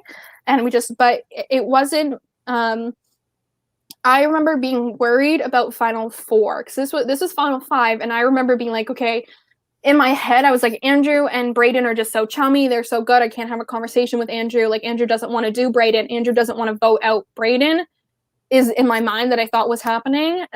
So I was worried about that. And I was like, I was really scared that had I got to Final Four, it was like there wouldn't be that, like, those two would always vote together no matter what, and there'd be no chance to get rid of Braden, was part of it. Which I never talked to Andrew enough. Like, we never had a good enough conversation to actually know where the other one really was. So that was a big hiccup, to be like playing the game when there's at each time when there's not enough people left and you don't have a strong read on somebody, it makes it that much harder. So I remember being really worried about the two of them, but I also thought at that point, okay, you have two people who are probably working together, and then Jamie, yeah, he voted out Brandon, but Brandon was somebody who was looking out for him, so, like, supposedly looking out for him. They were friends. He feels on the outs. Me, Jamie, and Will should now be the new final three. And I was also setting up, like, I'll probably need to win. And then in my mind, I'm like, I'll probably have to win one challenge too. And now that I'm thinking about it, because I'm like, at final three, maybe they'll cut me. So it was a combination of things where I'm like, okay, I no longer need Andrew. And then I'm like, I'm going to win. Like, it's in my mind, I'm like, I'm going to have a really good puzzle challenge coming up and I'm going to win it. And Andrew wasn't that much. Andrew staying for challenges didn't matter because the challenges didn't come down to, at that point, just physical strength. So it did, in hindsight, like, knowing things, it didn't matter. But at the time, it was more of just like, I need to lessen Braden's power source. And I thought Andrew was the only one really set with keeping him. So that was probably a misread on my part because I didn't know that, like, Jamie was closer with him. So it was just like, okay, and then I thought I had more sway with Jamie, that I could help, like, convince him to do something. So then I was like, oh yeah, I'll give you my idol that Brandon gave me. If you vote with me, you have to promise you'll vote with me. And I gave him this idol that didn't work because Brandon gave me this fake idol, and I was like, I'll give Jamie this idol or whatever, because I think he asked, and I was like, sure, you can have it. To kind of get him to promise to go forward with this plan. So yeah, I guess, I don't know, does that answer the question? Does it kind of get into my mindset into it? Because yeah, and part of it was also like Jamie going forward too wasn't like, Jamie was such a big threat on paper. Like, people, like, Jamie looks like he would just label at this point, like, everyone thinks Jamie's gonna win, whether Jamie would have won or not would have won. He just looked like such a big threat that it's like, okay, cool. And then maybe they'll cut Jamie. Like, it's like, okay, if Braden wins the next immunity, and then look, I can point my fingers at Jamie. You can't really point your fingers at Andrew, because Andrew, I kept saying was a threat, but even I didn't believe it at that point. Like, I wasn't targeting Andrew because I thought he was going to win. I was targeting him based on where, so that's why I decided to do that, and it worked. For the first time, I was like, no power sitting there, and it worked. I got something through, so I was at least happy that I got it through, and I felt like I was positioned really well. And Will, this is like finally where I'm like, because even last time Will backed on me with he took Brandon out, which I remember talking to Will. I talked to Will and Brandon both at that point to be like, let's be final three. I was kind of driving that bus to be final three with them, but he decided he didn't want that. And then anyways, but this is the time that he didn't want Brandon, but he wanted me. So I was really like, okay, cool. Me and Will worked together on this, and we pulled in Jamie, is what I felt like, to do that move. Because I remember at the final four, I just remember there's a scene of you and Will together on the grass laughing. And I was like, I didn't realize that they were that close at that point. So I just have that scene in my mind because you get here, you're at the final four, you're with Will, you're a duo, and it's kind of like how did that happen? Yeah, it's fascinating just how those relationships can change over the course of 2 days, really. Will and I always had something special though, and that's a great thing of like personal bonds too. That even though we didn't work together, me and Will, I think it even like we're both like I think we just get Survivor in a certain like we could connect on so many different levels that it just made sense. Anyways, like it wasn't a utilized relationship, but it was a relationship, a strong relationship, even though we didn't see eye to eye until later game, which is something that it's great about late game, which really helped me this game. Like alliances do, and it didn't really work this much this game, but things break down when you get to end, because everyone sees them. They see the $500 prize. They are like, how do I get it? How do I get there? And loyalties end up matter a little bit less. So at the end of the day, it didn't really matter that much that I didn't have any allies left. I guess like but people didn't stick by Andrew, which cool. So the final immunity you take part in is the blindfold obstacle challenge. This ends up being a real close finish. So close. With Braden winning immunity number 4. If Braden loses, do you think it's just all 3 of you just all on Braden? 100%. I mean, maybe not. I think so. That's what I was doing. I think it would have been. I think we were all. I do. Yeah. I think 100% we all would have piled our votes on him. So he won, but it was so, it was so close. And the thing is, I knew I wasn't winning this one. It was another one. So we had a trivia challenge earlier in the day, and I didn't study throughout the game, and it crept up on me. Like, I knew it was a chance, but I didn't know where all the stuff was. And then freaking Braden pulls out all these things on fuck, and I remember trying to study like 10 minutes and for the first trivia challenge, and then this one was basically a trivia 2.0 of Island of the Ages, so I knew all the visits to Island Ages, and there was a lot of people that visit Island of Ages. Yeah, so it was like, yeah, so I didn't win the first one. I didn't have the knowledge I needed, so I knew I wasn't winning this one. So I remember in it, I was sitting there and I ran around and grabbed a bunch of names and I taped them, and then I was looking at everybody else's and I was like trying to do mine, and then I like kept being like, Will, do you need anything? Will, do you need a name? And I gave him a name, and then he was checking his stuff, and he had it before Braden, but this man with his messy writing wrote down medieval instead of middle, and he's like, Jess, is this right? And I said yes, but I saw because it starts with an M, and he just like, he wrote medieval, he didn't write middle, and I didn't see it because his handwriting was so messy, and he got it wrong. And then I guess Jamie was close too. It was the closest between the 3 of them. It was so close, and he won it, and my heart sank and dropped, and then I was just like, oh no. It was the worst possible outcome, and it's been the worst possible outcome for rounds now, and it kept happening. So close. I've never seen it was so. I mean, I'm sure there's been so many close things in Survivor, but freaking medieval, and then whatever Jamie was close, whatever. So, the strategy for this round. I mean, it's with just the 4 of you. There's not a lot left that can happen, right? Yeah, I honestly thought at first I wasn't even. You know what? This is the crazy thing about the round is at first I was worried about protecting Will, like which is the weirdest thing. I didn't think my name was going to be out there. I was really in my mind. I was like, I need to protect Will because I don't want them to like be worried about Will. Just like I was really worried that maybe Jamie and Braden would realize that Will isn't really a threat, that they should just take him out now and kind of like unite and be like, we're the biggest threats in the game, let's sit next to each other in the end. I was like worried about that, not my name. I was like, gotta protect Will. So I knew me and Will were voting together on Jamie, like it was just like me and him are together now. So I knew I had them, and then Braden pulled me aside and he was kind of teetering, and maybe I should have, and maybe this was the moment where I was maybe a little too respectful and maybe a little bit too like not minding. Like I didn't like, I should have broke down crying. Maybe I should have said, please, please, please. Like maybe this should have been the moment where I went all in on this and been like, please, like, and promised to take him to the end. Like I should have done something a bit more, because at this point in the game, and I don't know what his thought process was, but to me, if I was in his shoes, it makes no sense not to tie it. Yeah. Like it really, like, there's no reason not to, because he has immunity. He knows he's a target next round. He knows no matter what he does, he's going to be a target next round. The best he could do is buy some loyalty by tying it for Jamie.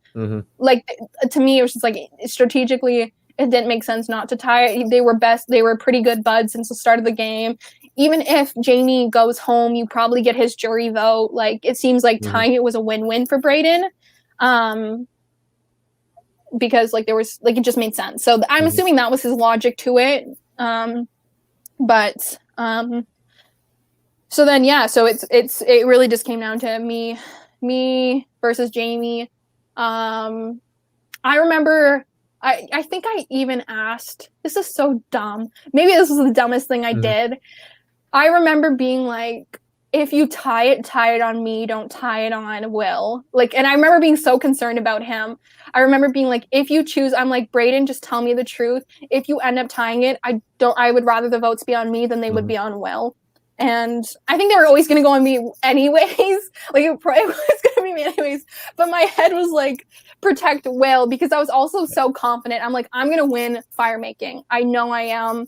Again, one of those moments where I'm like, I am so confident in my ability that I'm going to get it done. That I felt like when my name's actually on the like chopping block, I can do a challenge. When I play online stuff similar, like when I know I have to win, I'm going to win. So I wasn't even nervous going into the fire making. I remember being like, it's time to have a really cool fire making moment. One of my bucket lists out of all the games I played, I've never ever gone to fire. So it was really cool. I thought, I'd be like, hey, I'm going to go to fire. So I wasn't sad about going to fire or nervous. I was just like, I got to win it. So I didn't win it.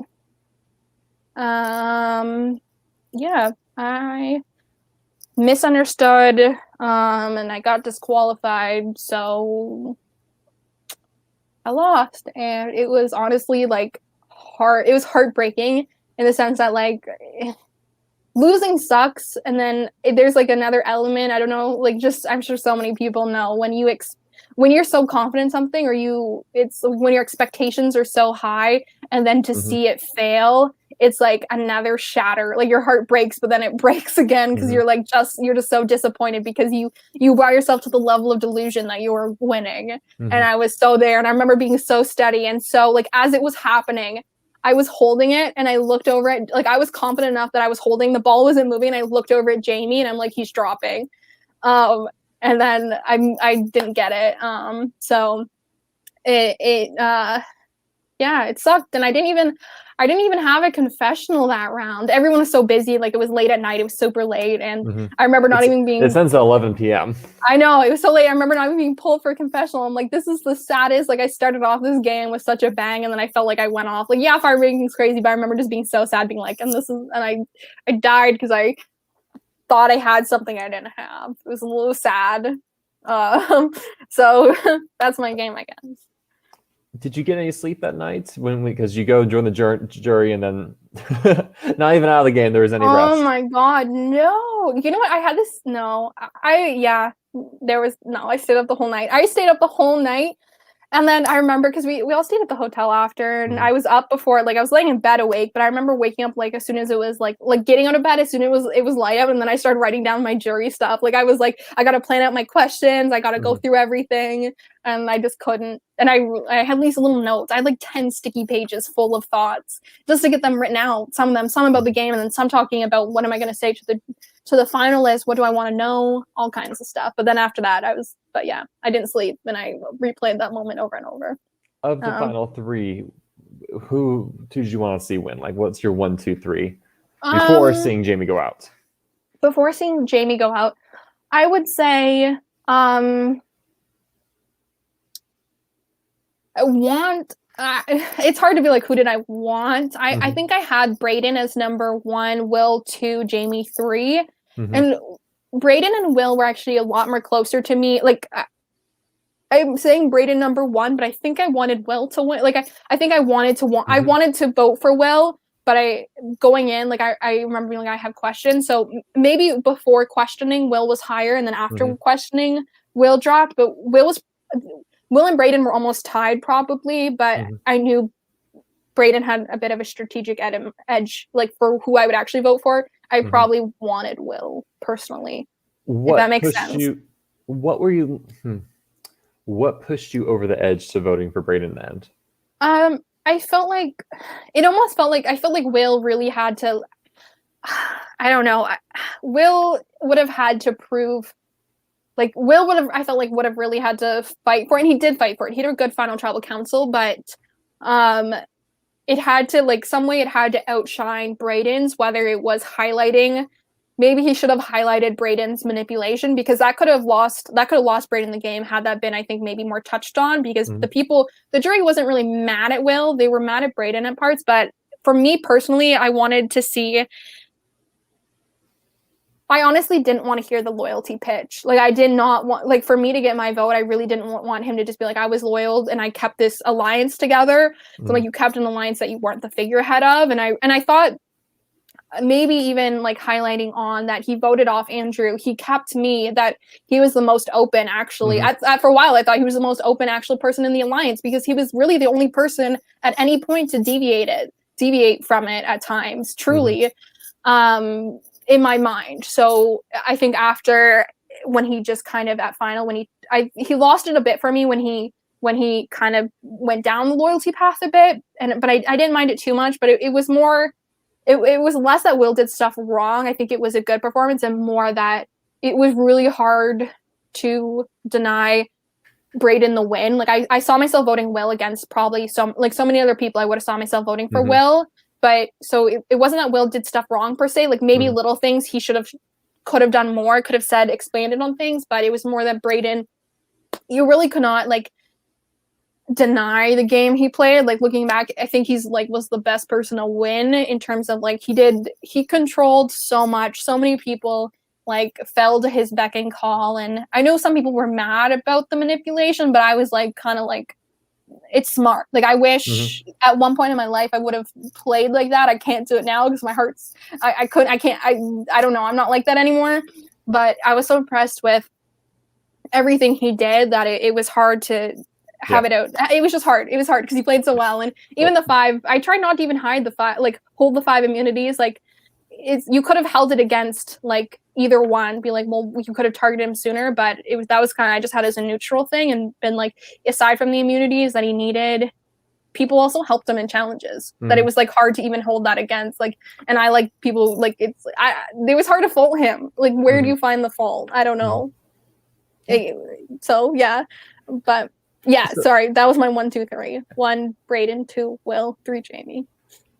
Looking back in your game, do you feel you came away with anything new or learned anything about yourself? Maybe like reinforces some stuff. I don't know. I love Survivor.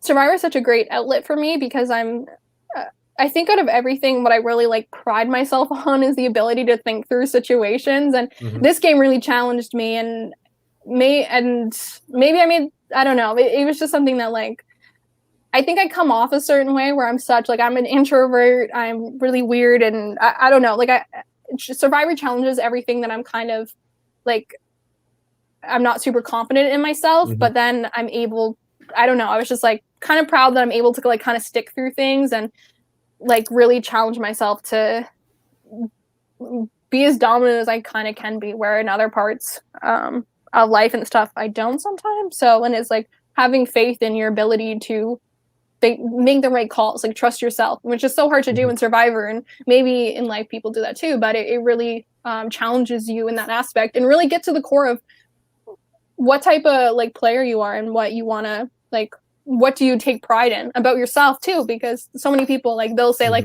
I'm proud of my challenges, I'm proud of someone is always able to find something that works for them. And that's what's great about Survivor. You don't have to be one type of player. You don't have to like, there's no right way to play, really. There's so many different strategies you can do. And it's really like finding out what works best for you. So it's nice to be like, I feel like that's what works for me, is my constant, maybe it's because I'm like neurotic, and like when you're literally capable of thinking through, like I don't sleep and I didn't eat. So I thought through everything at every point, and maybe I pride myself in that, but it's just like cool, because like I don't really go out of my comfort zone, but in Survivor I'm kind of willing to do anything. So it's a good practice learning. I don't know if that answers your question. It's a ramble. Well, we're nearing the 3-hour mark, so I'd like to conclude by just throwing a couple rapid fire questions at you, and just to get your takes on things. Okay. So what was your lowest moment in the game? Being alone on that swap tribe. What was your highest moment, the best moment for you? Either voting on Stevie first or getting coffee. Sorry. Favorite challenge? The one where you eat gross stuff. What's the one person you wish you worked with but you ended up not? Andrew. Really? Yes. Okay. Who surprised you the most out there? Brandon literally surprised me multiple times where I'm like, why? And last, would you play a live reality game again? Maybe. Okay. What was it? Just contingent on time, space? Well, I like to keep. I wouldn't want to say just like yes. I would maybe come back to Survivor BC if my life accounted for it. And there's other live games that I've seen that I have friends who played who say good things. So I think I would because I really liked it. But I say maybe because I like to keep people on their toes. You might see me in another game. You might not. I don't know. Jessica, is there anything else? One more thing. Favorite camp life moment? Camp life moment? Ooh, I really loved playing Mafia with OG Samyamu. I know that wasn't a lot of people's vibe, but I thought it was really fun. And yeah, I don't know. Yeah, chilling out, getting coffee was fun. That was a great moment. Yeah. Jessica, is there anything else about your game that you want to highlight or mention as we wrap up? I don't think so. Jessica, thank you so much for going on this for letting me just share this odyssey with you. I've really enjoyed hearing about the game, and you had such a great thought process of it all. It was really cool to hear kind of the run through of just all the options and how you filtered process and came up with the correct answer. And you were so close to having things break your way just so many times, just constant small things working against you. And so it was really fun to watch you play, and especially hear about your game right now. Oh, thank you. Sorry, I talked about it for 3 hours. Nah, don't worry. This is fine. You also set the record, so congratulations. Yeah, oh my God. And so I think you steal it from someone on RealFit, so they'll be jealous. Sorry. So with that, we're going to wrap up here. Again, Jessica, thank you so much. This is not the last Survivor Deep Dive interview we're doing for Survivor BC. There will be more in the future. TBD, I need to track down some players and coordinate with them. But keep your eyes peeled or your ears open because there will be more. And also Survivor BC Season 6, Rock Rain Valley, the season I played on and do very mediocre. Not saying other players do much. Other players do great. Taylor St. Louis from this season can beat on that. I myself don't play that well. That's a whole other story for another time. But that season will be premiering late October. You can check out the premiere online on the Survivor BC YouTube page. And I think that's it. Thank you all for listening.